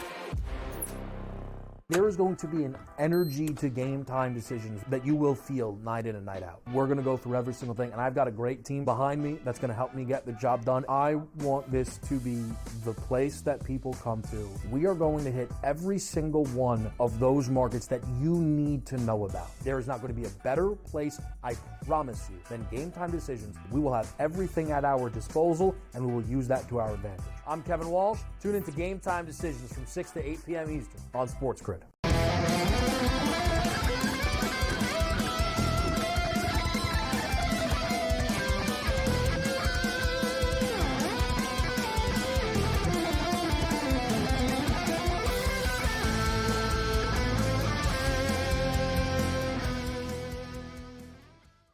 All right, let's roll. Let's do this thing. Thanks to Rick Saratella. Awesome stuff. I look forward to getting Mo Khan's take on a lot of things we just talk about. We'll keep it rolling.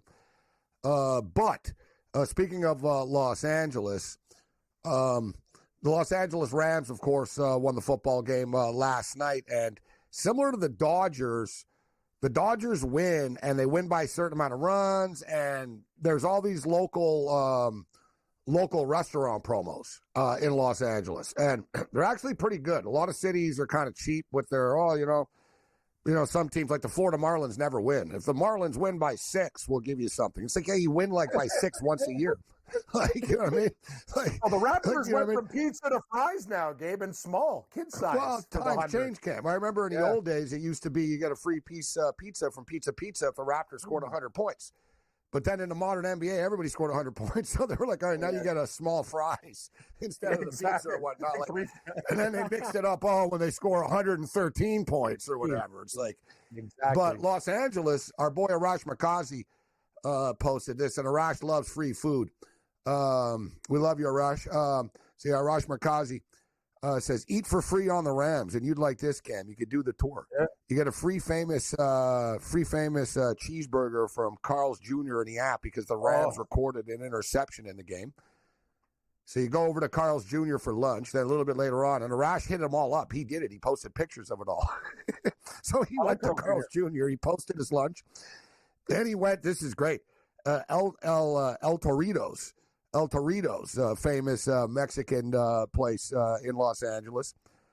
Free Rampage nachos, big plate of nachos for free. If the Rams record a 4th down stop in the game, which they did. Amazing. So Rash got the free lunch at Carl's Jr. Then he went for the Rampage nachos, and he got some margaritas with it as well. And then he topped it off. since if the Rams score 2 or more touchdowns in the game, you get a free jumbo jacket, Jack in the Box.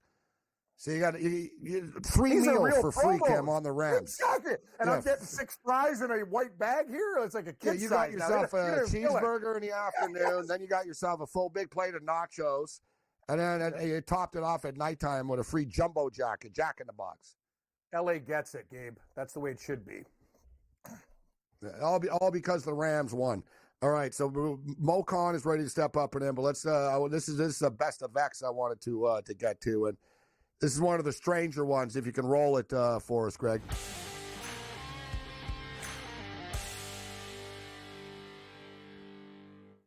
Well, just when you thought you've heard and seen it all, we get this from Italy. Lazio, the Italian soccer club. Lazio have fired their club's falconer. The dude that runs has the bird that flies around, falconry. Juan Barebe has been fired after he underwent penile implant surgery and shared the results on social media.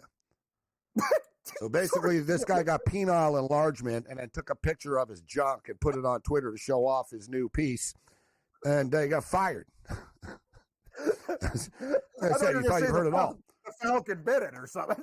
What's this guy doing? No. What are you doing? Putting that on something? Wow, that's crazy. And shout out to our boy Puccio, who used to be on the grid, big soccer guy, and I agree with.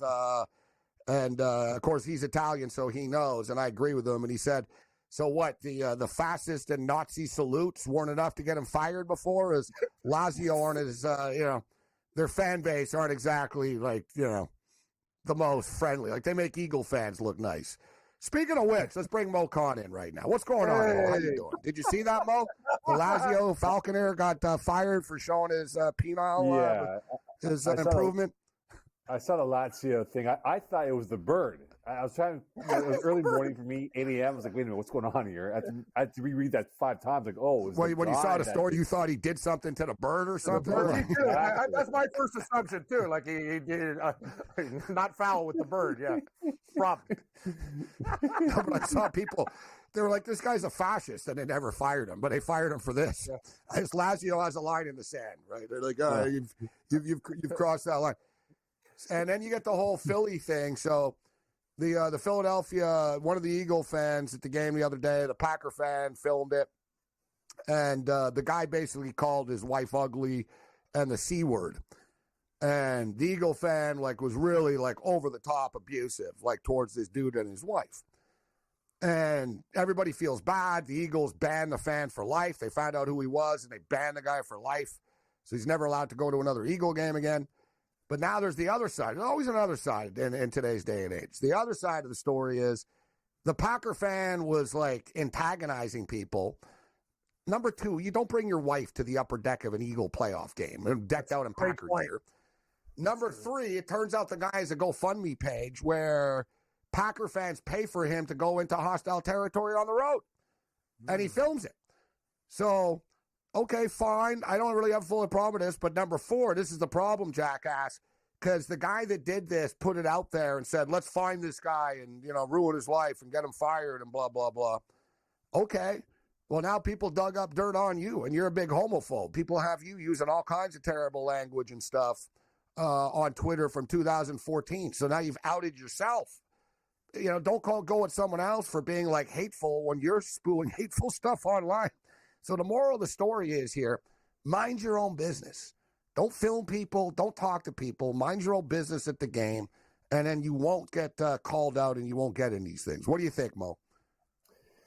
So, Twitter or X, social media is a gift and curse at the same time, guys, right? Philly fans, you guys know and I know and everyone knows that they're tough fans. And this was uncalled for what the guy said to the lady.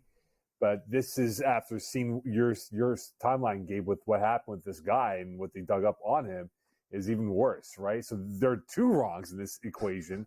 And what are you going to do now, right? Because the guy from the Eagles, the security guard, Dom, whatever his last name is, I beg your pardon. Oh, there's no turning back. The guy's banned. They're not taking that back. Yeah. And now they want to. And they get this, guys. The guy works for an HR company. That's the best. But That's the best. You know what I mean? That's so Like, bad. if it would have been like, oh, what does he do for a living? Oh, he's a bouncer at a strip club. Like, it'd be like, oh, well, long-haul you know what I mean? truck If the driver. guy's a mechanic or something, yeah, blow me. Oh, you can't cancel me. You work for an HR company and you're abusing women at a football game, like verbally. Like, it's like, dude, That's like, unreal. you know what I mean? But if you're the Eagles, right? That's the guy Dom, I forget his last name for the Eagles. They said they're going to send Big Packers Dom. gear. Big Dom, right? They send Packers gear to that Packer fan that got verbally abused. But what do you do now if you're Philly? Do you renege on that? Say, well, no, this is about your guy who you came with, who's a homophobe, all this stuff here. What do you do? Like, it's such a bad look from both sides. I would cancel it if I was the Eagles. I would just say, you know what, screw off. You're lucky you didn't get punched in the face. Like I said, they're all losers. That's the moral of the story. they're all losers. All right, so we're in overtime here, 2-2. Although, listen, I've worn jerseys before. You know, I've been, you know, it's never been too bad. If you mind your own business, you're okay. But Philadelphia is different. Like, Philadelphia is that's just a dumb idea. Like I said, there's certain cities, like Boston's another one. Like, you don't want to do it, guys, where fans of these teams fight with themselves all the time, even. Like you know what I mean? Like, you go to a Bruin game, like, Bruin fans beat each other up in the stands. Like, they literally get into it with each other. Like, they're all a bunch of drunk jackasses, and they get into it with each other. What do you think is going to happen? You're walking around with a Montreal Canadian jersey on, right? Like, not everybody's going to get into it, but, like, dude, you know what the worst one was, actually? You know what the worst? Cam was there, actually. I can actually say they were the worst fans that I've ever met in my life personally. Florida Gator fans. Oh, these guys are unreal. Yeah, like, they just go right into, like, threatening you and stuff. Like, I'll kill you. Like, you know what I mean? Like, they're the worst. I remember, Cam, I was like, dude, I remember I was wearing a Jim Kelly Miami Hurricane jersey in Miami. I was getting abused hard, man. Like, he turned on you hard, too. You're like, oh, who you cheering for, boy? Oklahoma or Florida, you jerk.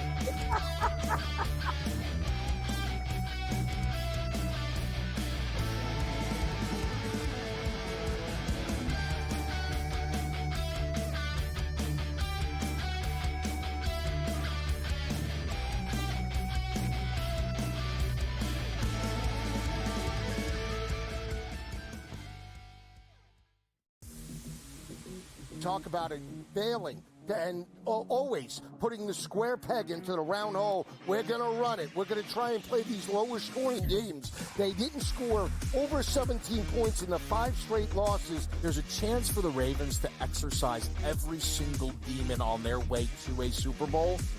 But it also means the path is very difficult and things are only getting started. Pro Football Today, only on SportsGrid. Jimmy Butler wants to leave because Jimmy Butler knows that Riles isn't going to pay him, and he wants to get paid. Simply put, if they would have given Jimmy Butler this contract extension in the summer when he asked, this wouldn't be happening. But Riles did it, and Riles wanted him to play. So now he's disgruntled because he wants out. Betting above the rim, only on SportsGrid. Your gut says Miami is going to win, and you should take the over. Your gut also said your NFT selfies would only go up in value. They didn't. But your head is on SportsGrid and knows the QB is in concussion protocol. The backup has a 45 QBR against the zone coverage. The New York D has the most sacks in the league. So yeah, trust your head. It's smarter to be on SportsGrid. There is going to be an energy to game time decisions that you will feel night in and night out. We're going to go through every single thing, and I've got a great team behind me that's going to help me get the job done. I want this to be the place that people come to. We are going to hit every single one of those markets that you need to know about. There is not going to be a better place, I promise you, than Game Time Decisions. We will have everything at our disposal, and we will use that to our advantage. I'm Kevin Walsh. Tune into Game Time Decisions from 6 to 8 p.m. Eastern on SportsGrid.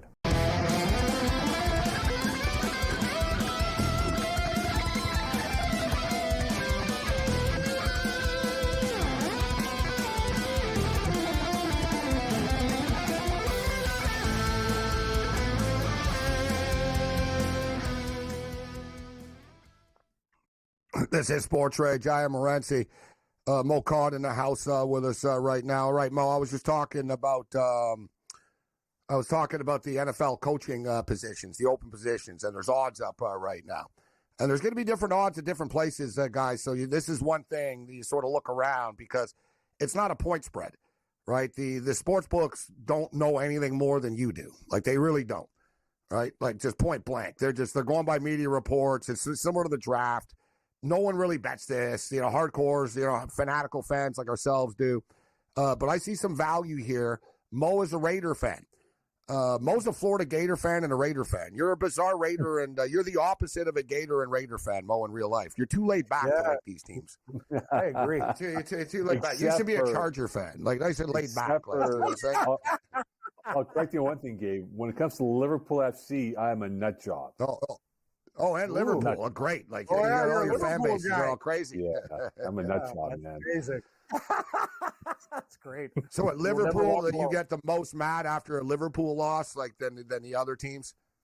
I get most mad after the first 5 minutes when they're not up and they're down 1-0. Like today against Liverpool fans are absolute psychos. Like, I've been to like all the bar, like even like Liverpool takes it to a new level, Gabe, in EPL. Yeah, their fans these guys are a different breed. Well, they're all nut jobs. Like, they're all nuts. But yeah, you're right. They're different. I mean, well, Arsenal is more of a richer. Arsenal has like a richer. It's more of the upper class. But there's also fan more base. of an urban connection with Arsenal fans with the urban community in London, right? That's more likely than Chelsea or Spurs, for that matter.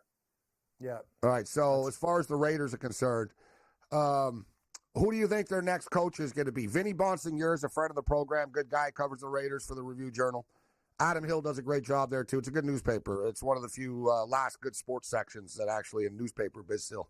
So they're all over this. There's no secret, Mo, that Tom Brady is very keen and high on Ben Johnson. Yet the Chicago Bears are high on Ben Johnson, too.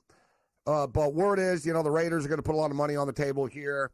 Tom Brady wants him. I was just reading a story today about how Ben Johnson wasn't even going to meet with the Raiders, that they weren't on his list before.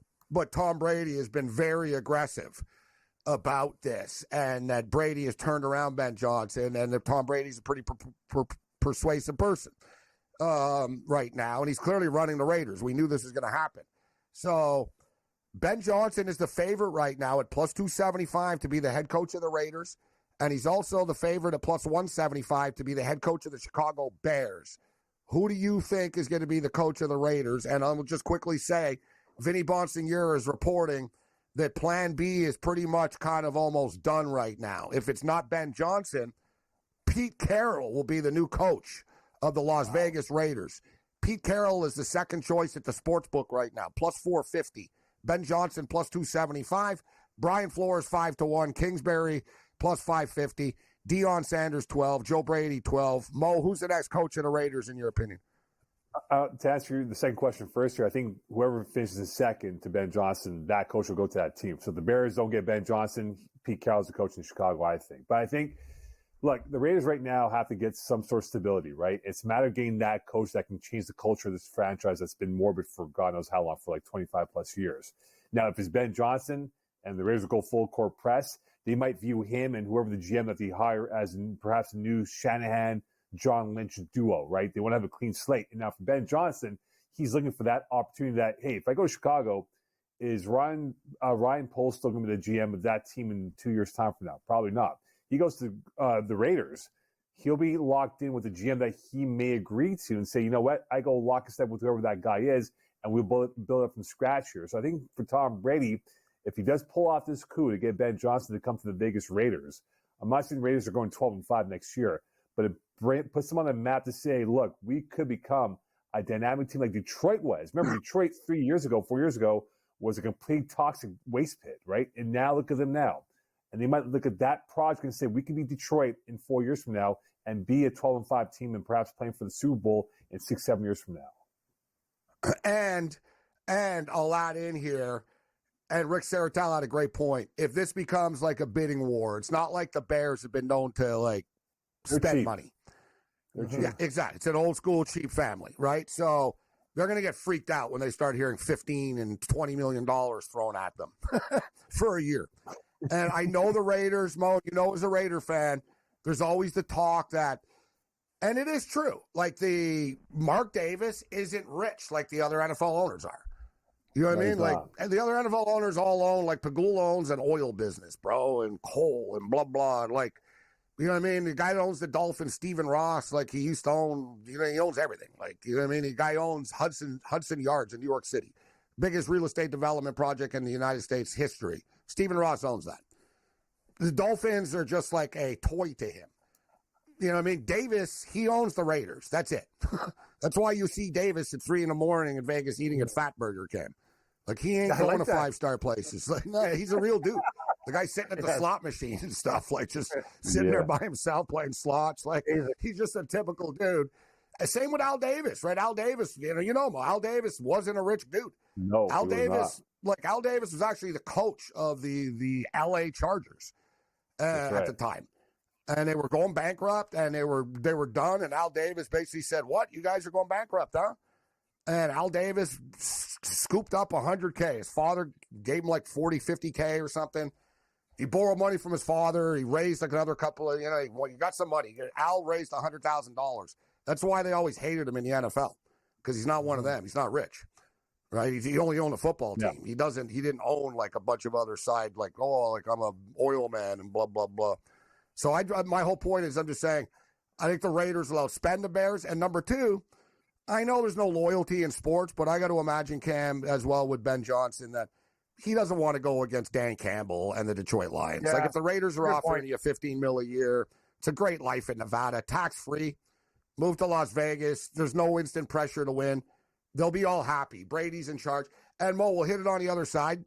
Then you just got to figure out the quarterback situation, right? But it doesn't have to be long-term this year. You figure it out. Tom Brady, it's going to be up to Brady, right, to figure out, all right, who's going to be the quarterback. Deion Sanders, guys, is down to plus 125 to be the coach of the Cowboys. I think it's happening. I think he's going to be named by the end of the week happening type thing.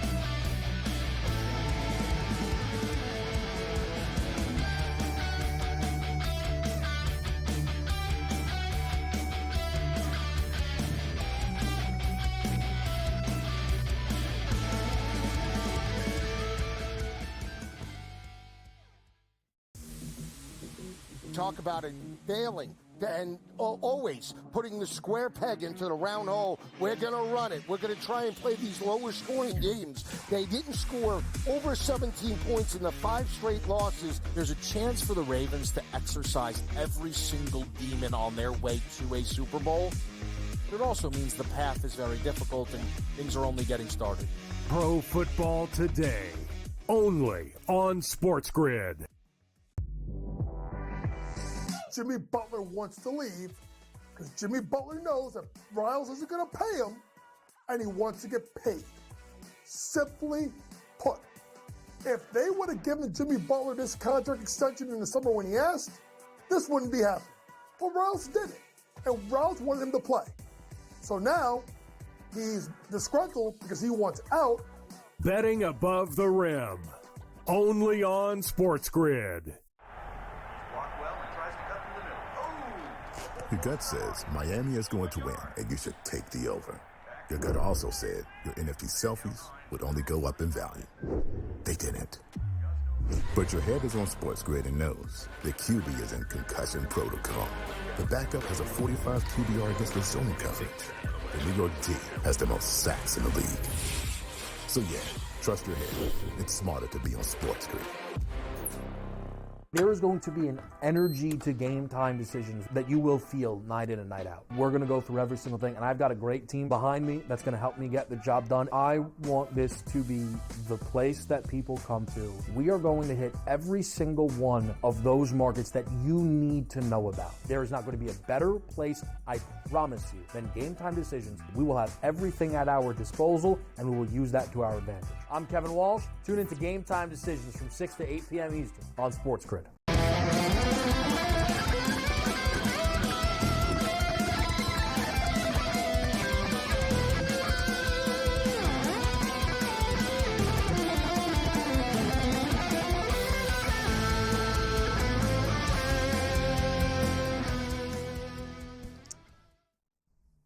This is Sports Rage. I am Morency.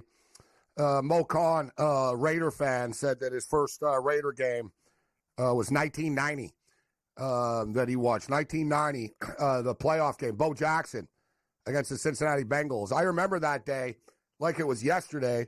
I did not go to the game. I was going to games. I was living in L.A., and I was going to games that year. And I didn't go that day because the Bills were playing. The Bills were playing the Dolphins, I think, that day. And they won, 37-27, 38-28, whatever. Like, so, yeah, it was one of those deals. I was like, man, I want to go to this game because I was going to a lot of them. And I remember Bo Jackson, like you said, that was it. He got hurt against the Bengals in that game. And it's the famous story, Mo. He was going down the right sideline. Forget who tackled him. Hell, it might have been the guy that did the coke in the hotel, actually, like off the top of my head. Was it Wilson or who the hell was it? Tim Crumry? Someone. No, not Crumry. I don't think it was Crumry. Oh, he's on lineman. Yeah, he was DB. Yeah, no, because he was lineman. Yeah. Who was it? It was one of the old DBs, but it was like one of those harmless tackles. Bo Jackson was running down the field, and Bo was a load to bring down. All Buddy did is jump on his back, essentially. Like, he was running, he just sort of jumped on his back, and they fell down. Yeah, when they went down, Bo Jackson looked up at him and told him, "I'm done." Bo looked at it and knew at the time. He said, "I'm done. It's over." And Buddy said, "Why? What happened?" And Bo just said, "It just popped." And he goes, "It's over, bro." He goes, "I can't do this." And Buddy told the story to tackle it because I felt horrible. Right? He told the story about Bo talking to him like instantly, like right away. Bo looked up and said, "My career's over. It's done." So this is that. That's it for me. And he was like, no. And Bo told him, no, trust me, it's done. And he said he felt bad, but Bo never, it wasn't a dirty tackle. It was just one of those. No. That's the problem with Bo, man. Like, he was so ripped that it was prone to injury and stuff. You know what I mean? Just, it's too bad because he would have been a Hall of Famer in football. Would have been a really fun player in baseball. All right, Mo, time's just flying by here tonight. So the Montreal Canadiens win again, huh? What was the final score? They were up 5-3 with a couple of minutes left. 5-3, I think. Yeah, I think they won 5-3. Nice pooch. Man, they've been winning some games. What's the excitement level of Montreal now with the Canadiens? It's picking up. Excitement is in the air that maybe they make a trade or two to acquire some reinforcements. But again, guys, they're not there yet, right? I think it's good building blocks to be relevant now going towards the deadline and maybe being that playoff conversation towards late March. But the reality is it's this summer when they have cap space to work with, a boatload of draft picks to maybe flip for ready-made players, that next year's where the expectation levels will go a little bit higher, that they should be in that playoff conversation for a wild card spot. And look at the Bruins, right? They're going downwards. Tampa's sort of icky right now. Toronto and Florida are the two best teams in that division. Montreal can make that leap next year if they are smart with their development and their player acquisition going towards next season. All right, so let's go rapid fire here. Ravens and Bills. Who's going to win, Mo? The game of the year. Buffalo, baby. Buffalo. Buffalo are actually home underdogs now. They're 1-point home underdogs. Pretty wild. First time ever, right? That they've been underdogs at home? Yeah, it is actually. Yeah, an 18 playoff game. Yeah, first time ever they've been home underdogs at home. Good call. Rams and Eagles. Rams are getting 6 points. Eagle fans are all nervous. I'm surprised. Like, you know what I mean? Our boy Greg here, Master Control. He's an Eagle fan. He's a little nervous. Rick Saratella, who is not an Eagle fan, but Rick lives in Atlantic City or close, like whatever. He lives in the Jersey and he goes in the Jersey Shore area. He's closer to Philadelphia than New York, so he covers the Eagles a lot, and he thinks the upset's happening. What do you think, Mo? I think so. The Rams have been playing great football. Their defense is young. They're flying out there. So give me Rams the points in that matchup, yeah. Well, everyone loves the Rams. Commanders are getting 9.5 against the Lions. Upset special here? Nope. Lions are going to cover. Lions roll. And the Texans and Chiefs, this is the one that everybody in America outside of Kansas City wants the Texans to win. It's going to be the Chiefs plus the points. Like right now, they have 48 days off since their last real football game. They're healthy, they're rested. They should come in there and handle their business and beat the Texans and host the Arrowhead Invitational next Sunday down in Kansas City. Yeah, either Baltimore or Buffalo will be going to Arrowhead after that. Great. Yes, exactly. Well, you know what? The Bills, it sucks because the Bills had a great year, Cam, but it wasn't good enough. Like even though they beat KC, they could do it again. Still didn't get the damn 1 seed. Yeah, but now they're going to play Baltimore instead of getting Houston, right? That's the whole thing. You got to. Baltimore's not going to be easy. I think Buffalo are going to win. I'm staying positive about it. I'm actually trying not to think about it, guys, to be honest. Like, it's popping up in my head. Obviously, we're talking about it and stuff, but I don't want to be nervous all week. I'll be nervous Sunday. Yeah. Other than that, you're on your own later.